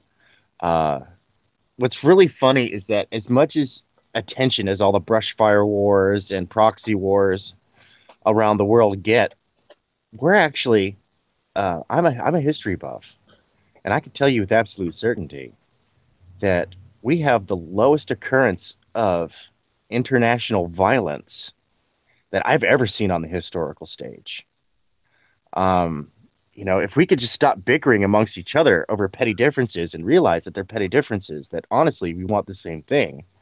Um, even those who are not accepting are usually tolerant and willing to let it pass because, well, fellow human being, or as the Denali Lama says, it is not our place to judge. Yeah. Um, and so, tolerance, if not acceptance. Um, move past these petty social issues that, I'm gonna put on my tinfoil hat. I know it's not Tuesday yet. I do like to save my tinfoil hat for Tuesday, but it seems like a contrived effort to keep us divided so that more power grabs happen, and that's what I see in our governments, respectively. Yeah. Um, I see a lot of power grabs. I see a lot of redundant laws, overreaching laws, and it's not cool, dude. And I take off my tinfoil hat and go, people, come on, turn off your TVs and actually just read about your politician. If you haven't voted yet, please do vote. Voting is coming up here in the United States. Yeah. I do believe that's the 8th or tomorrow. I forget. Tomorrow. Tomorrow. Okay. I vote via absentee ballot, so that way I'm guaranteed to have a physical ballot to be counted. I'm I, I am 100% against electronic voting. Uh, too Oh yeah, easily no. manipulated. Oh, dude. Oh man. Um, so I hang out on like hacker forums. I'm not a hacker. I don't know a dang thing about that stuff. It's for I hang out there for my writer's research because I write science fiction. And like the images that get posted of electronic voting booths that have been uploaded with pornography, a specific website that I will not name, but most adults know the name of this website, even if they've never been there, because it has memed its way into society. We don't have to mention this website, but yeah, they hackers. That's their way of showing that something is vulnerable is to put that pornographic website on it. It's a trend. Ah, okay, It's just give been. me. Oh, go ahead. I was just gonna get the chat caught up.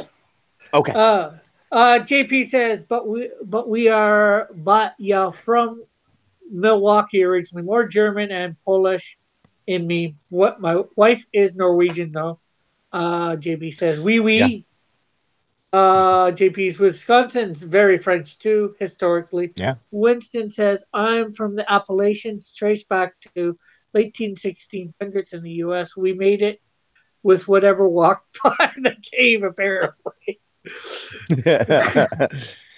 JP says, at Winston Smith, laugh out loud.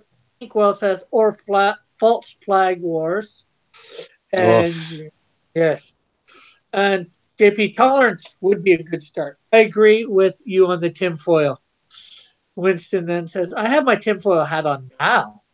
Inkwell says,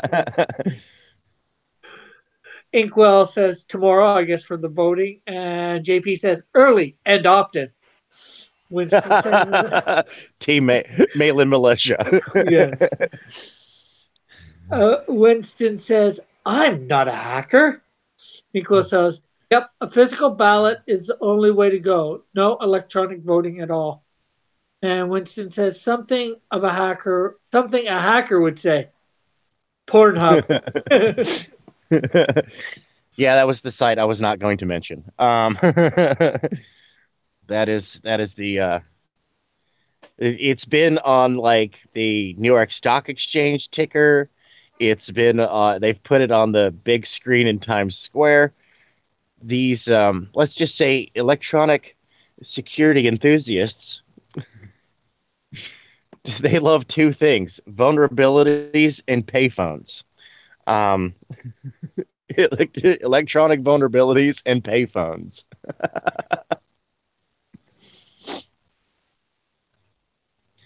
Man, no, it's too much. I can't agree with it. I am tickled sometimes, as long as it's not too terribly public. I am tickled by that, but at the same time, I'm actually kind of like, oh, come on, guys, you couldn't have put like hamster dance or something on there, something a little more family friendly. Yeah. Have a little decorum.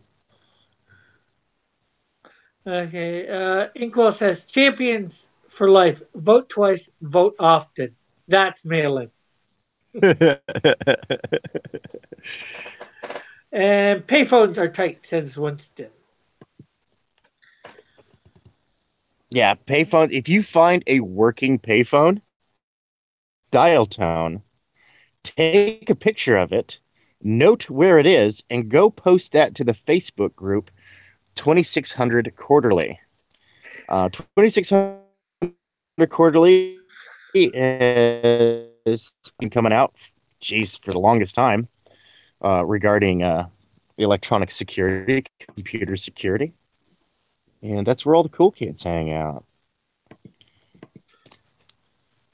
You can Cool. learn a lot about it's a good magazine, actually. It's a good magazine. It'll change the way, like, seriously, reading one issue of that magazine will change the way you address the internet.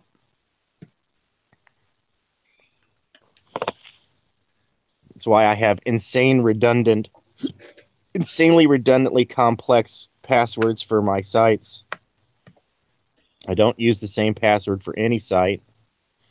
And I know that there really is no such thing as privacy on the internet if anybody's really determined enough. And that I know that a couple $100 of Bitcoin will get you anybody's information. Yeah. JP says tank is being hacked. Always. Okay, Now, for I can't those tell you how no, many times people went browsing through my computer when I was doing my writer's research for my hackers in my sci-fi story uh, when I was on the deep web. Um, like just people would like it's almost like, oh yeah, I'm gonna go browse your computer, and because I have a junk throwaway computer that I'm doing this research on. Of course, there's nothing of interest on there, but it's like they just walk inside your house, look inside your fridge, grab themselves a soda, make themselves at home on the couch. It's hilarious. yeah. JP says at Tank Fair, what is your password? Asking for Rick. Yes, but not this Rick, some All other right, you Rick. ready? You ready? Get ready to write down my password. One, two. 345. 1 2 1 2 1 2 1 2 Wait a 1 2 minute. 1 Did 2 you 1 just 2. you've hacked me, haven't you? You know my password.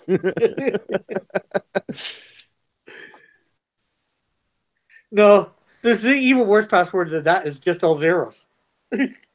Oh, dude. Oh man. No, my wife used to do that. Oh, dude. I was like, no, no, no, no. My stepmom, rest her soul, she used to do whatever what security experts tell you not to do. She used like birthdays and names of people, names of family members, and stuff like that. I'm like, oh my God, no, Yeah, no. the reason people do that is because that's how it started out. Oh, just make the password easy for you, to remember. Instead of, Well, having to write it down somewhere physical just so you remember. and here's the thing about passwords is that password security amongst the amongst computers enthusiasts, password security was a big deal since the early 70s, since the first college BBSs and shared intranets were hacked by college students.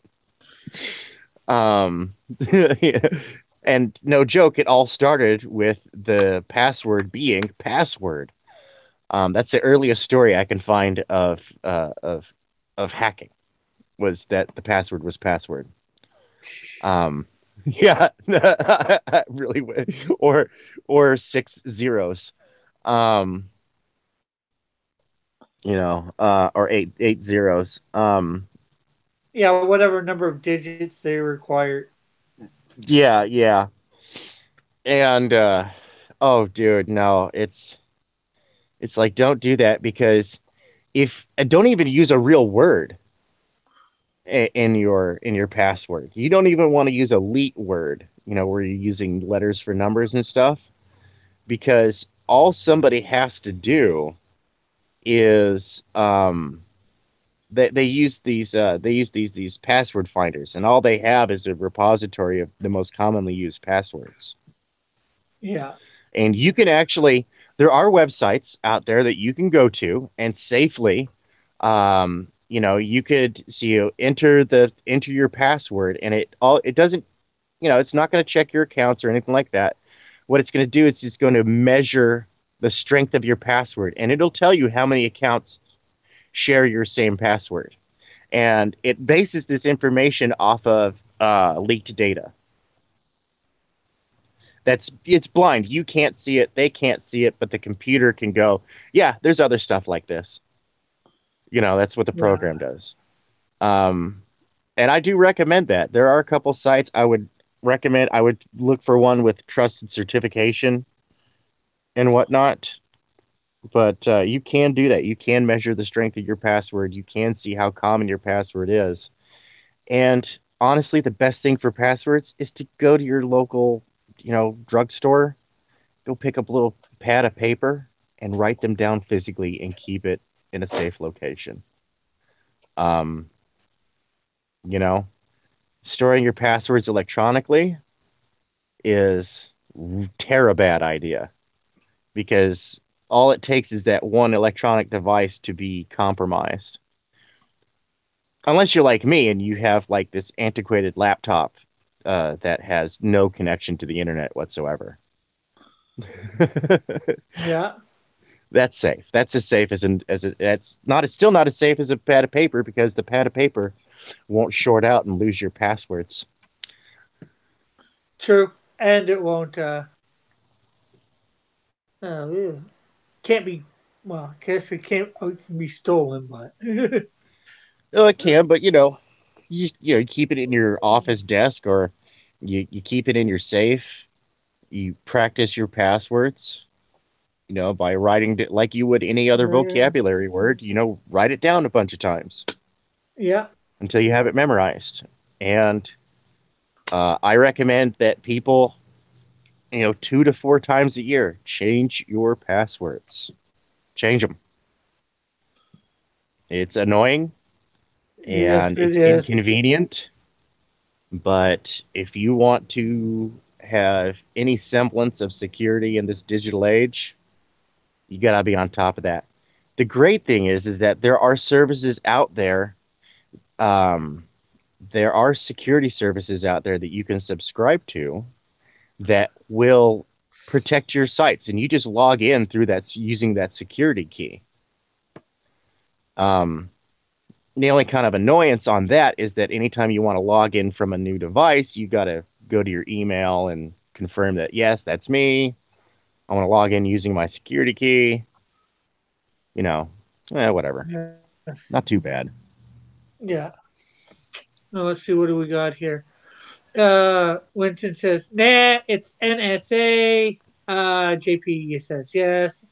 Winston says, "Laugh out loud." JPE says, "Easy peasy." JP says, "Would you like to play a game?" Uh, Inkwell says at JP, "Just subscribe to your channel." JP says at Inkwell, "Thanks, and I'm sorry for your loss." Okay, I'm not sure what. Oh, for joining his channel. Inkwell says, "Laugh out loud." Winston says, "I'm going off the grid in another year, getting some land in Colorado, growing some weed, and talk to cows, crows." He says, and then Inkwell says, "Oh, talking to crows is fun." And for those that are listening to, I finished up the Sun. I am doing some shading on my character, the Wiz, which is one of my 7 premier characters. Nice. Your Justice League, so to speak. Yeah, Does your super team have a name? yes, they do. They are the Holy Warriors. You know, Okay. my comics are Christian. But Right, right. not all my characters are Christians. Actually, a lot of my supporting casts are not Christians. Just the main heroes themselves are, maybe their family, immediate family might be or whatever. But, I have a lot of, non Christian characters. I don't necessarily know what their beliefs are, or maybe they about God, but they're, not really all that adamant about it or whatever.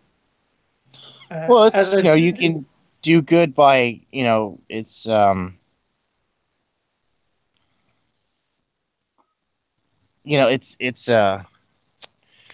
it allows you to it's good, if you have like some realistic representation of Christianity because not everybody's like super evangelical and wears their faith on their sleeve. yeah, And I know I like that. That's a real. That's what that gives it a sense of realism. I like that. yeah, There you've got the people who are like, you've got the characters who are like, they're super, they're super fans, and then you've got the guys who are like, yeah, no, I live by principles. I'm a humble person. I don't, shove it in nobody's face. yeah. I wanted to create comics that could be, that, like there's the Christian music and all that. So ones that the Christians feel would feel easy, Christian families would feel, all right, giving their kids these comics or whatever to get them into comics or whatever, but Hmm. also want it to be able to, non-Christians be able to pick it up and not, you know, be too over, be too overbearing. Some issues are Yeah, probably a bit more overbearing than others or whatever, but you know, yeah. but There's a it's difference of preaching to someone and preaching at someone. and the You thing I know? never do. I'll admit most of my characters are probably more evangelical, and but I never mention I don't think I ever mention a denomination that they go Oh, that's to. good. That keeps it, yeah, that keeps it you open to a general market. Yeah, Pretty much everybody except for the Westboro Baptists would be interested in getting your comic. yeah. And It's no, I was talking to my wife. We haven't had a chance to read over your script yet, but we were talking about your project overall and its market potential.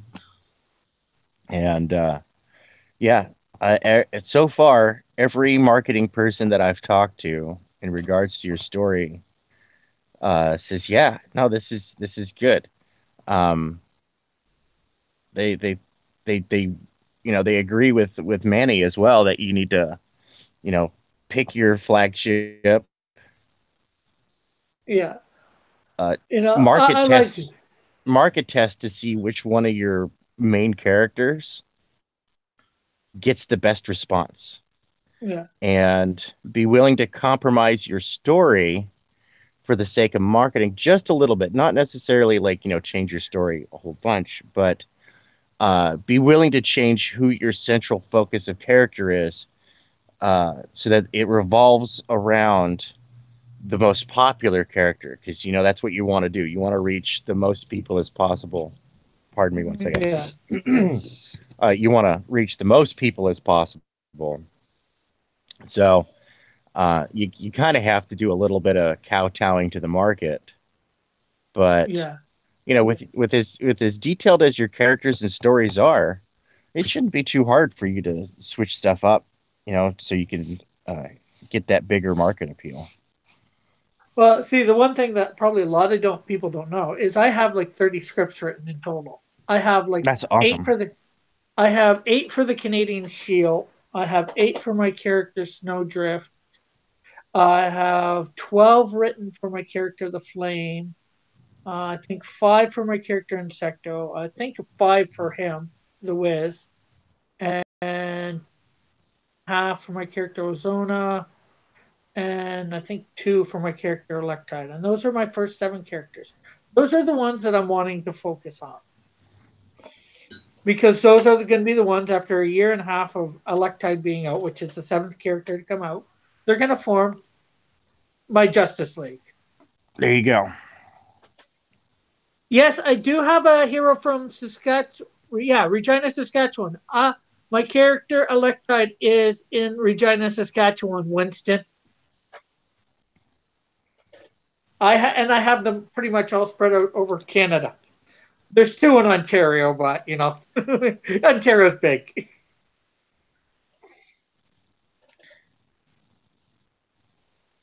But I've worked on the stories to get them to I haven't got the exact. I got the idea for how my Justice League will form, but I haven't got the full story. So and I The Holy figured Warriors. yes. JP says it would be Wheat Man.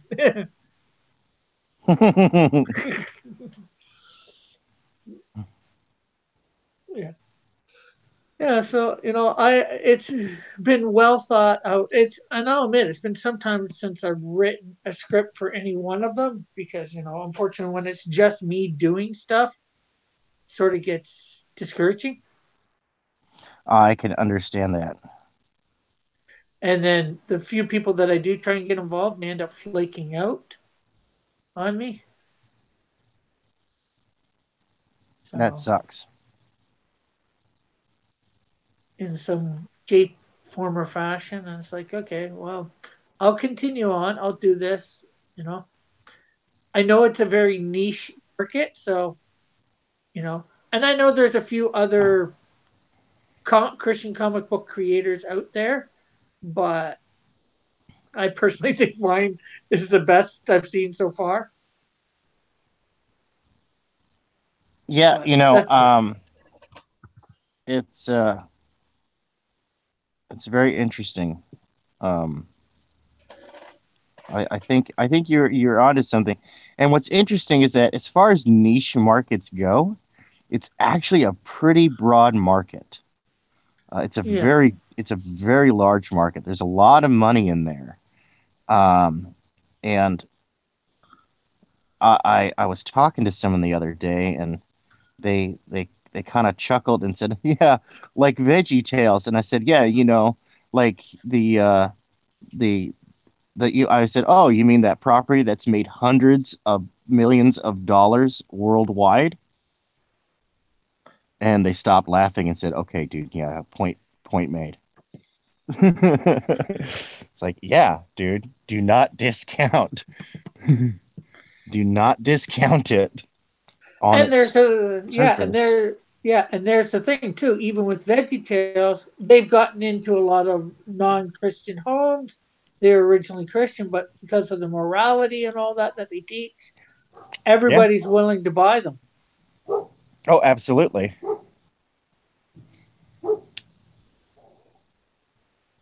Absolutely.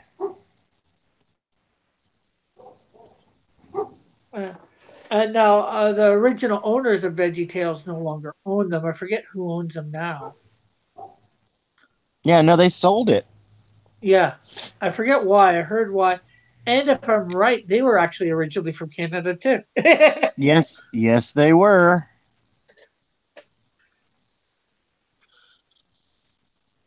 And actually, I think not too far away from where I am. So,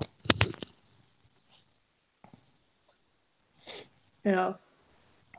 Yeah, as you can sort of tell, I've been thinking about all this stuff. I've had 30 years of building up this franchise, for lack of a way. Franchise is probably the wrong. I think you know what I mean. I've had 30 years of thinking about it. Right now, I'm actually doing a video, slowly putting together a video. Who is the Canadian Shield? There you go. And I know a lot of people like my Canadian Shield character, and I want them to. I want them to like my original set because I want them to be sold first. And that's No, I'm yeah. and that's why yeah, I promote him a lot. I promote my other few because I'm hoping within a couple months of the Canadian Shield being out, these guys are going to be coming up. The next one to come out right after him, I would hope, like a month later, is Snowdrift. You don't have the digital comic version. You just have the script, but in the back of that script, I have an Right. advertisement. I have the advertisement for the uh, Snowdrift #1. Oh, nice. I have her front cover made up and all that. So, or first cover. Yeah, JP is saying Doug DeNapo did part of the Veggie Tales for Netflix. Oh, wow. I watched a couple of those episodes too.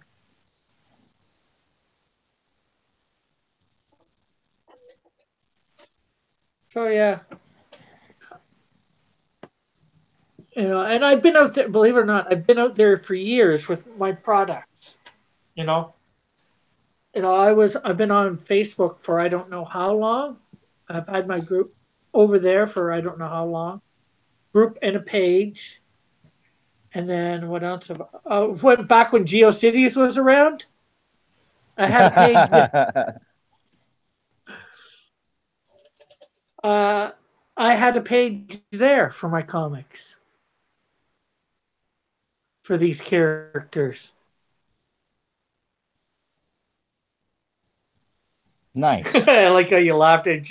I like how you laughed at the whole GeoCities thing. It is so old Yeah, and antiquated. that's old school, man. That is old school.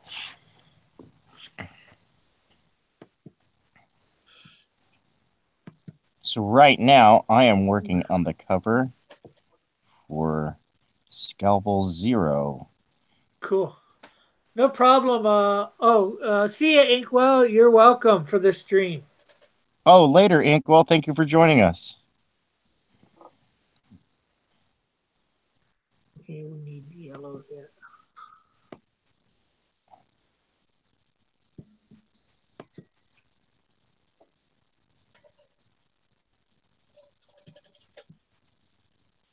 Yeah, so it's not like I got into this whole idea like, 2 months ago or something like that. Right?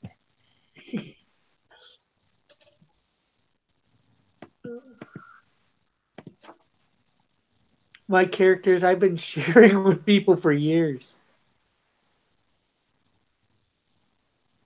Unfortunately, my problem's always been money to get them out there I can dig on that. because I'm very wary of letting anybody else take control. You know, people have suggested DC or Marvel, and I'm like, I don't want them taking control of my No, characters, changing them.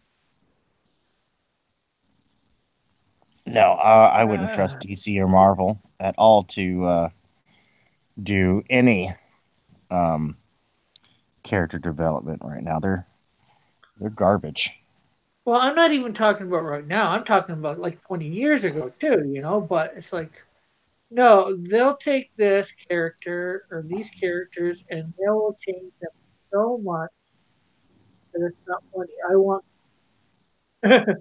It may sound a bit, I'm not sure what the right word is, but egotistical or whatever, but I want complete creative control of my characters. Oh, I absolutely understand. No, that's why I recommend people get an editor. And the great thing about you hiring an editor is that you're the boss. If you don't like it, if you don't think they're working out as your editor, and you don't think that they have your best interests in mind, fire them and get a new editor. Wish them well. Go get a new editor.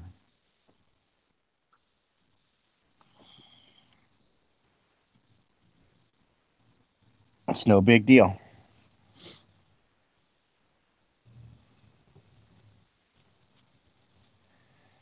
All right. I think that's good for that.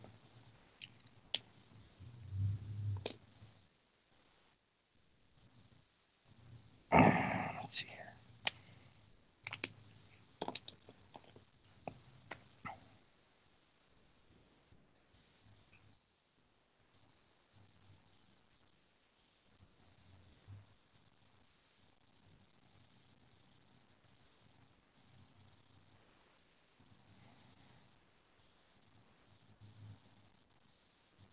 You there? Yeah, I'm here. Alrighty. It's just dead air. I just got getting a bit into my shading of Oh, I my can character. understand that.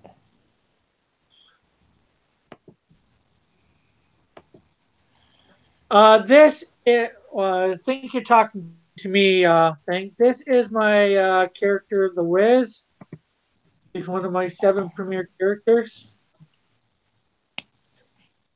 Actually, I took the drawing. The pose is actually from. If I still got it in behind, you can't see it, but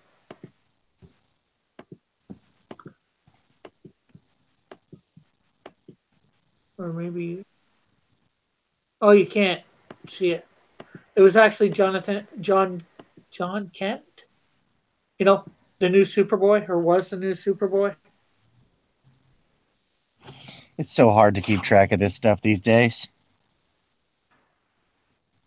And that's saying a lot because the Silver Age was just full of shenanigans. Yeah, so was the Golden Age.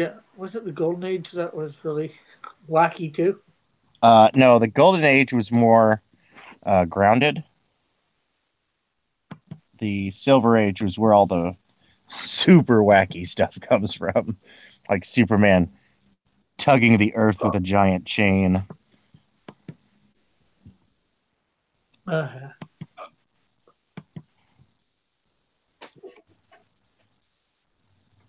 why is this?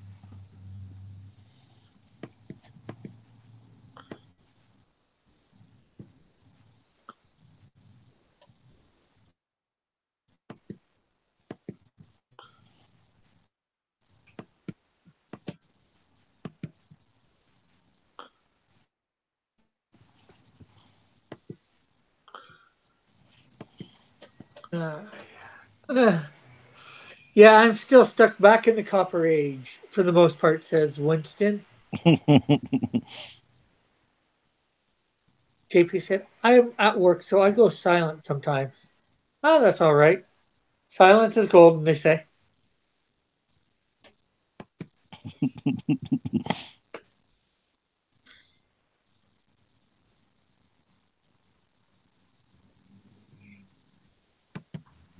So yeah, I've roughed in all the block shading for this. Now I'm going Cool. back over, Let's adding see that. some line weight. You see that okay? Let me make sure my lens is clean. oh, is that a real? Oh, it is. I'm pointing the opposite direction. How about now? Okay, yeah.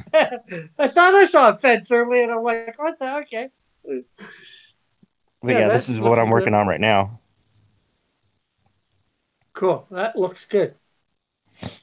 And then I have this is my cover page for my contribution for Tales from Beyond the Gate. Simon says. That's right. It's funny because when uh, when you said, "Would you like to play a game?" I immediately thought of, "Yeah, we'll play Simon Says."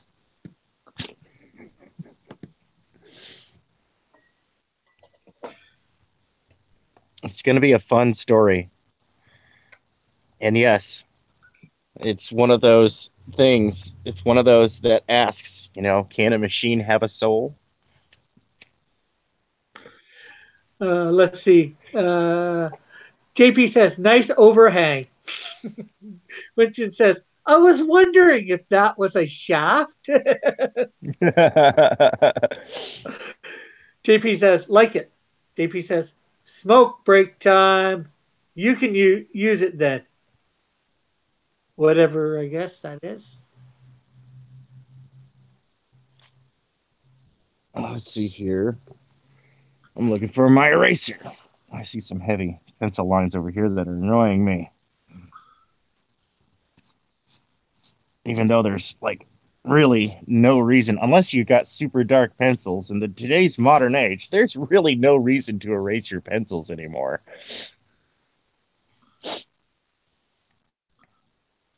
It's just fun to erase. Gives you something else to do. Well, I like Before to erase scanning. it so that I can see what I'm working on. Like I'll erase my pencils after I get my base line work in, Yeah. and So you so can see that what way, you've actually aimed. yeah, so I can What the actually ink see what I'm drew. inking. Especially since the style that I'm doing for 2065 Retribution for Scalpel Zero's stories um, is heavy on the cross hatching.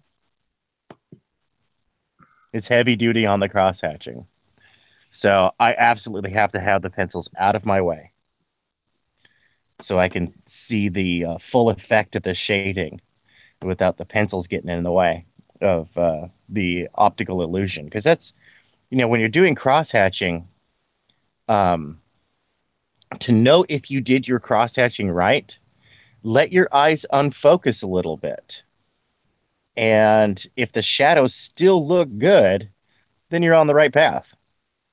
If it looks wonky or it looks crude, tighten up your cross hatching a little bit. Make your spaces between your lines a little smaller. Make your cross hatching smaller because there's more than just the Jim Lee, Norm Ratman, Brett Booth, John Malin route of using cross hatching in comics. I would, what's his name? Bernie Wrightson did Frankenstein, Swamp Thing. Yeah, That guy has an incredible style. That I honestly I felt that Joe Weems was his the best inker for Bernie Wrightson ever. That guy has a style that's very similar to like woodcut illustration, that they used to do for printing presses back in the day, 17, 1800, 1700s and stuff, 1600s. yeah. Okay, so what do you people think out there of this? Actually, I might add a little couple more lines to the red. But so far, I'm what do digging you? it, man. Just from far away, I think I need a couple more lines to the red. Just more on.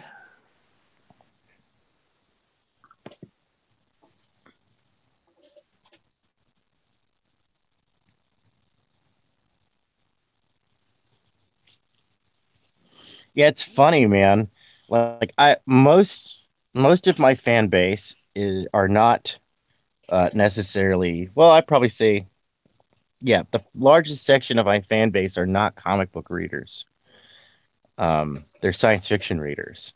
Yeah, And it's funny that if I draw a picture in a standard, if I ink a picture, say like a more traditional comic style, like I did with the Skunk Girl pinup, yeah, it gets far less attention than if I did the exact same picture in my scritchy scratchy crosshatch style, because that's what the science fiction fans like. They like that illustrative look.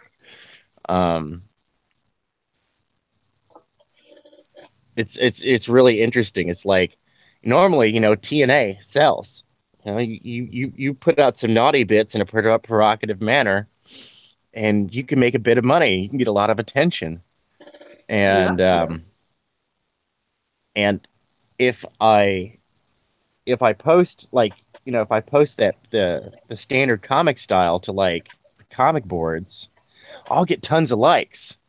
If I put the illustrative style up on the comic boards, I mean, I'll still get attention, but it's a fraction of what it was. yeah. But if I go to the science fiction boards and put up comic style versus the illustrative style, it's the opposite picture. Uh-huh. So that is a lesson to every creator out there. When you are picking your artist, or if you are an artist and you are picking the style you're going to do for your story, um, look at the genre of the story you're putting out and see what art style the fan base is expecting. That doesn't mean that you have to absolutely go with it. That's completely untrue. Um, like Black and White, Art to Bear, it's a science fiction superhero story. Um, and it's done beautifully. RT Bear, come on now. It's like this guy is like synonymous with, hey, this is what comics are supposed to look like, you know? Yeah. And yeah, he did great. I think what he broke the I know he broke the $40,000 mark. Did he break 50 grand yet on his campaign? I know he's in the Uh, band. I'm not sure. I'd have to check that out, but I know he broke 40 grand. But the funny thing is that the comic book crowd, they're not so into science fiction so much. You say science fiction, all of a sudden they're like, man, I'll check it out.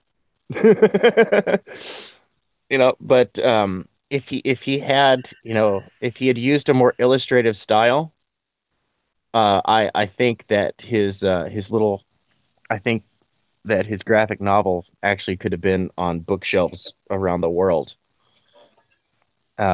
And being accept because I love it. I love Black and White. It's a fantastic story. It's good fun meeting between the worlds of science fiction and the worlds of superhero. Yeah. Um, but art's beautiful art style, it held back the story's potential. And I'm saying, it's nothing against the art style whatsoever. It's a matter of marketing and reality. What people expect. True.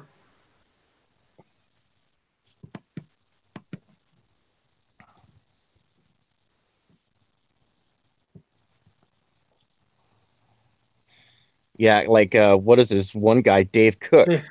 Cook, Card Shark Press, has this book out, Killtopia.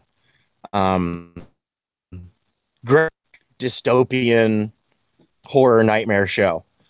Great story. Um, a lot of fun, a good comic to read, and unfortunately, he mostly marketed that story towards the comic crowd, towards people who are into capes and tights. Most people who read comic books are into capes and tights. Nothing wrong with Yeah. that. True. Um, but he was marketing to the wrong crowd. He should have been on the science fiction boards daily. He should have been in the science fiction chat rooms and on the forums, talking about his stuff there. He should have gone to our cyberpunk on Reddit. He should have gone there and talked about his stuff more. And I think because I remember he did okay. I remember he did okay for Killtopia, but if it had been one of the Indicron titles, it would have done much, much better. Yeah. Thanks. I mean, Winston says, I have no expectations besides starting up a tinfoil hat channel. The lizard people must not take over comics. I would like to be a guest.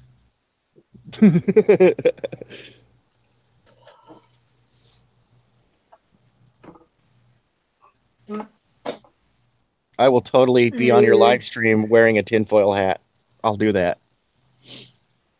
I must be weird then because I am a science fiction geek and a comic geek. Well, often they cross over, and it's weird. You would expect, the science fiction comic crowd to like be totally okay with standard comic art, but for them, it lacks an aesthetic appeal that is attached to science fiction. Since the 1930s, science fiction has a look, Yeah. and the the art has evolved over the years, but the look still remains more sketchy, more illustrative, um, less reliant on the colors. A lot of science fiction artwork, especially the line work, has its roots in black and white pulp. Most science fiction comics are in black and white. Cool. Yeah. Remind me, I'm trying to get my whiz lettering into this thing No we did. worries. I am slowly working on this. This is my project for the day. Yeah. I started this yesterday, last night. I Cool. haven't put a whole bunch of time into it, but Yeah, I've started the first page of my script for Tales Beyond the Gate. nice.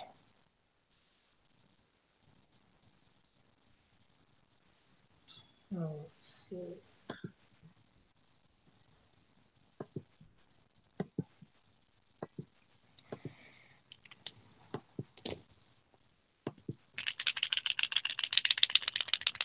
Sorry about the clicking. No problem. It's I just have to get my whiteout pen out.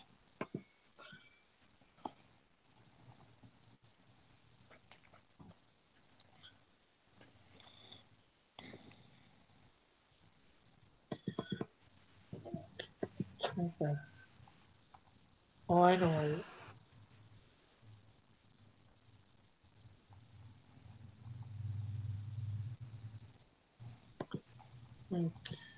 Um, That's something I need to remember to go get at the hardware store. I usually get like some 6,000 grit sandpaper, something like that just feels like a rough sheet of paper. And after I'm done applying whiteout, and after it's cured and set, I actually like to go back over it with the sandpaper to smooth it out a little bit, get the peaks gone, yeah. and to put a texture on it that is small enough that distortions in your lines won't show, but it has enough texture that the ink can actually grab. Although I have to say the Bic whiteout is very friendly to draw upon. Um, you just gotta kind of be kind of play with it a little bit before it fully sets. Winston says, I've always just followed the art. I collect older comics, but I've been enjoying the creativity coming from Comicsgate. Oh, that is Me good. I'm too, glad. man. There are a lot of campaigns, and it's a learning experience that we have going on here in Comicsgate. I seen I've seen it attempted many times on the net. Um, Trying to get a group of people that are interested in growing and learning and being better, providing better products. And it really hasn't happened until this whole Comicsgate thing happened. Until, a bunch of us nice folk were wrongfully called We had terrible some, things. yeah, something to rally behind. Well, and it's something that we can all agree on, really, is that comics need improvement badly. Comics are a dying medium, and they should not be. And they're dying rapidly. I had been talking about this for years. I was like, the fact that comics are as bad as they are, yet we're still, as of a few years ago, we're still a viable industry. Yeah, Spoke a lot that comic fans were not disinterested in comics in general. They were disinterested in the comics that were out at the time. And if we continue to lose fans, we're going to lose a whole generation. And that will be the end of comics. Comics will go the way of the buggy whip.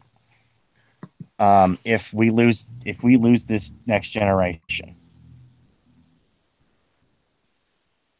yeah. Or they'll become something horrifying that nobody in their railroad mind wants to read. No, they'll die because that's what the market does. You know, that's what the market will do. The market will say that this is no longer needed, that this is not a commodity that people are interested in spending money on. Honestly, for at least the last half decade, if it weren't for their parent companies, Marvel and DC would have gone belly up. Yeah, Under Jim Lee, which was really sad because I was very excited to hear Jim Lee being uh, when Jim Lee first took over at DC as editor in chief. Um, DC was hemorrhaging like over $2 million a year.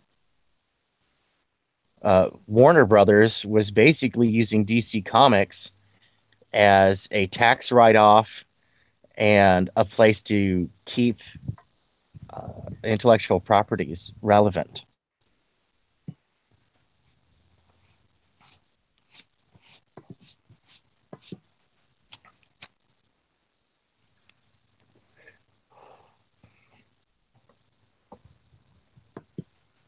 okay, And there we go.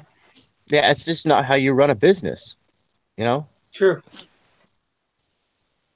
Like I don't expect that I'm gonna do fantastic on my Indiegogo. I have no expectation. I have no delusions as to that. Um, I have pretty pessimistic estimations as to how my crowdfunding will go, and which is why it has a low base goal, and then we've got some awesome stretch goals that will definitely add value to most reward levels. Like the reward levels are going to be dynamic. After we hit certain stretch goals, some reward levels will have extra goodies in them just because we hit the stretch goal and it's now afforded. Um, so and there's gonna be tons of merch. A lot of people they just stop at the comic book. Like all I see on their Indiegogo is a comic. And I'm like, yeah, where's my t-shirt? Where's my hat? I wear a hat, 95% of the time, dude. So where's my hat? I want to buy a hat. Yeah, I would totally buy a hat with like a logo on it. You got to have logos. A lot of like yeah. icons.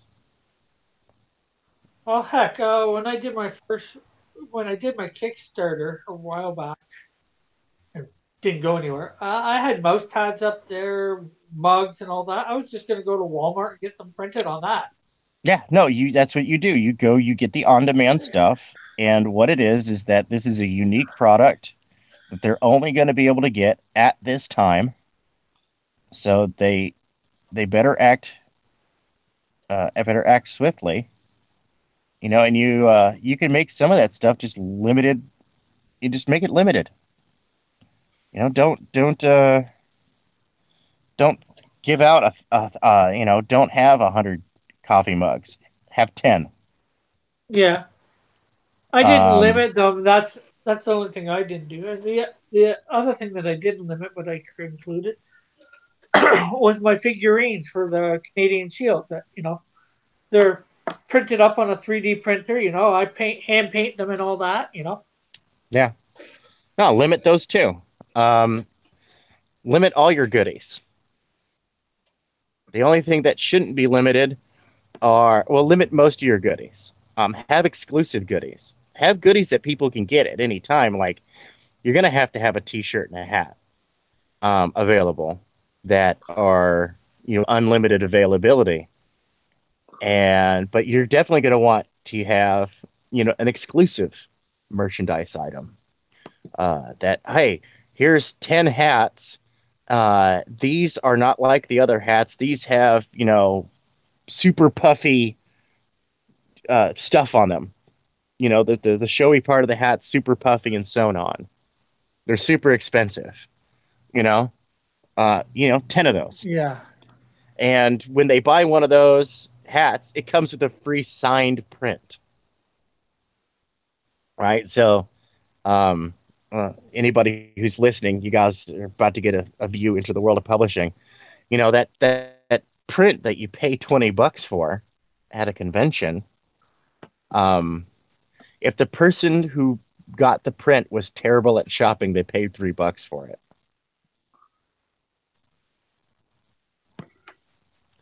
Um, the world, by the time you as a consumer receive a product, it costs at least 3 times as much as it did to make it.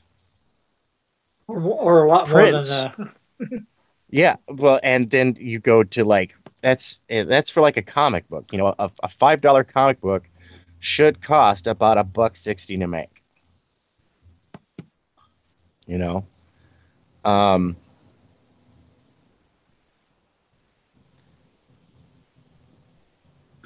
Yeah, but like a poster costs a couple of bucks, and you sell them for $15 to $25 depending on your outlet. You sell them to a store for $7 to $10. You sell them to a retailer for $7 to $10. Um, I tell this to people: do not rely on your comic book. It is up to you as the entrepreneur because we're not just creators here. We're not just creators at this point. You're an entrepreneur. And as an entrepreneur, it is your duty to uh, your intellectual property as prolific as possible in a market where it's easy to get drowned out. Yeah. And so making, cross comic shirt, just your logo, you Yeah. know, uh, logo, make a catalog, and then you send that off to, like I said, go to church, go find out who your local Christian business association people are, and network with them. Yeah. And get your show them wear your cross comics, get a cross comic shirt made. We'll talk off the air about getting you a sample shirt for Well, dirt cheap. And I sort of do. I'm not sure whether you've seen the one I oh, made for myself. all right. I'm saying, like, we'll talk about this off the air because it's like the deals at the Men's Warehouse. We just cannot talk about it publicly. um yeah. But I want to, especially you guys who like to live stream and show your face, you should be like Peter Cimetti. You know what Peter Cimetti does? He wears Not his offhand. Alterna t-shirt and he wears his Alterna hat every time he live casts. He puts Yeah. that Alterna logo out there. That's something. Yeah, that's Um, something I should start doing. I've thought about going yeah. and buying some shirts and doing something like that. Okay, so I just want to put some gray on this color. That should. Oh yeah, I was doing some market research for Manny in regards to his Unbreathable Yeah. Skunk Girl.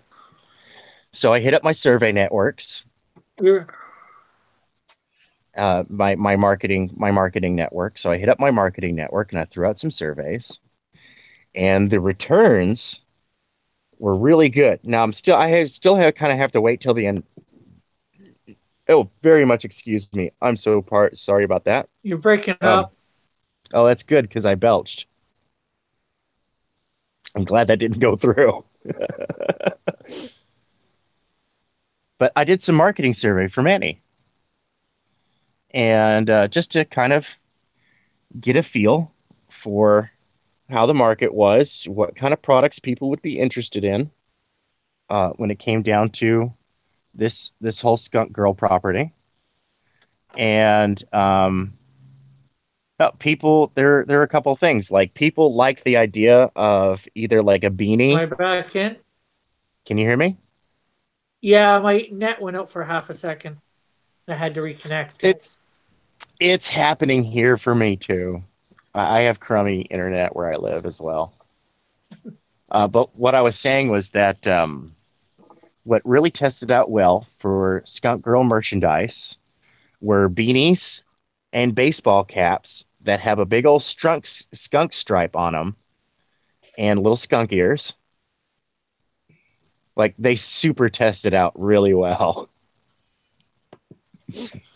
And along with a pinup T-shirt of the Unbreathable Skunk Girl with, or I should say, a pinup of the Unbreathable Skunk Girl, and or hashtag Smexy on a T-shirt. So with the pinup on one side, Smexy on the hashtag Smexy on the other, or just a shirt that says hashtag Smexy. Uh, Because most of us old people don't understand that Smexy, the kids who used to type Smexy in order to type sexy into a chat that has filters, they typed in Smexy instead. They're all grown up. They have jobs. And that, you talk about the power of nostalgia right there. They'd be like, "Oh yeah, I remember that, man, when you couldn't get, when there's no cussing on the in the things, and even word like sexy is a cuss word because family friendliness." Yeah. No, it tested really, really well. I was actually a little surprised. I didn't think it would market test so well. Well, I don't think But there's many people left here. We got 3 people. Well, we got 4 now. Yeah. well, I better get back to drawing Uh, then. oh, we're back up to 5. Well, I'm just gonna see what everybody thinks. I have the Wiz with the green background. I like it. That green background works. Yeah, Maybe um, deepen it a little bit so that because it's kind of overwhelming the foreground with its brightness. yeah. Well, I've been using that background for all my characters, so change it for what I Alrighty, get. Like, which do I have any other ones up here? Not at the moment. Let's see what I can. Files. Canadian Shield.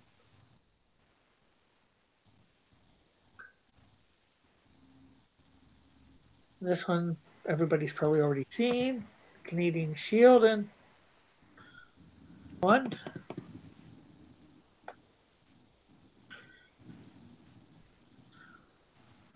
So, let's see. Doo-doo-doo-doo.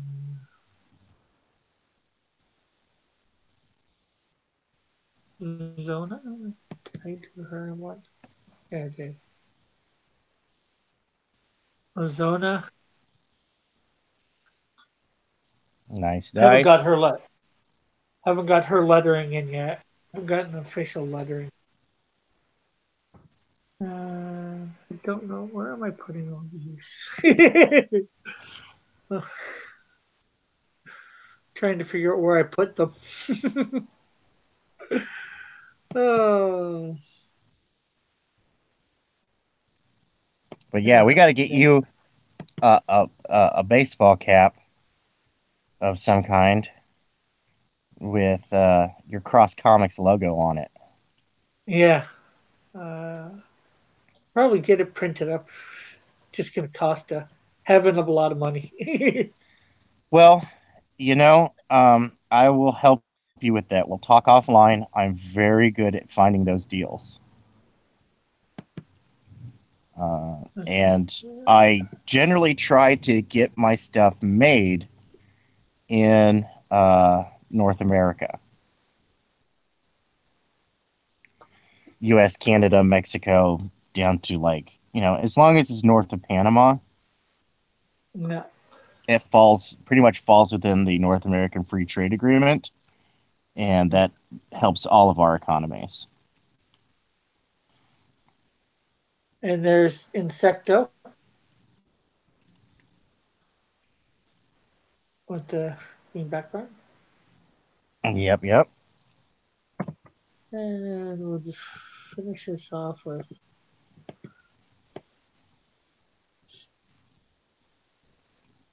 he must be somewhere else. Oh, Flame.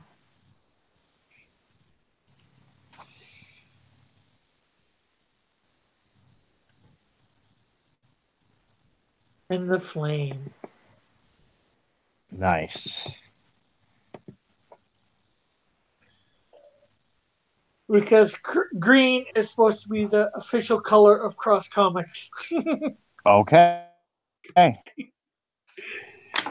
Because green's my favorite color, and DC has blue, Marvel has red. So I figured, you know what, these companies have an official color, so I might as well get myself an official color.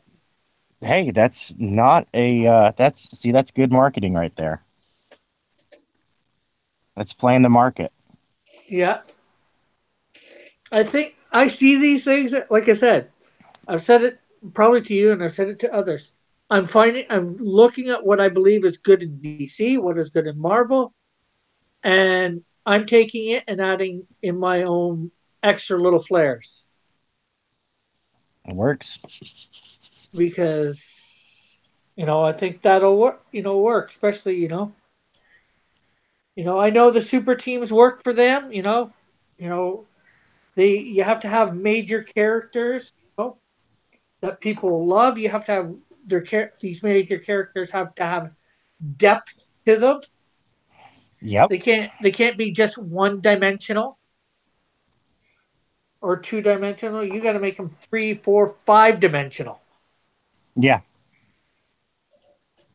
You know, that way they can appeal to more than one person or more than a couple people or whatever. You know what I mean? Oh yeah. No, you have to hit that broad market appeal. And that's I why know. a lot of my major characters, they have a little bit more in depth backstory to them.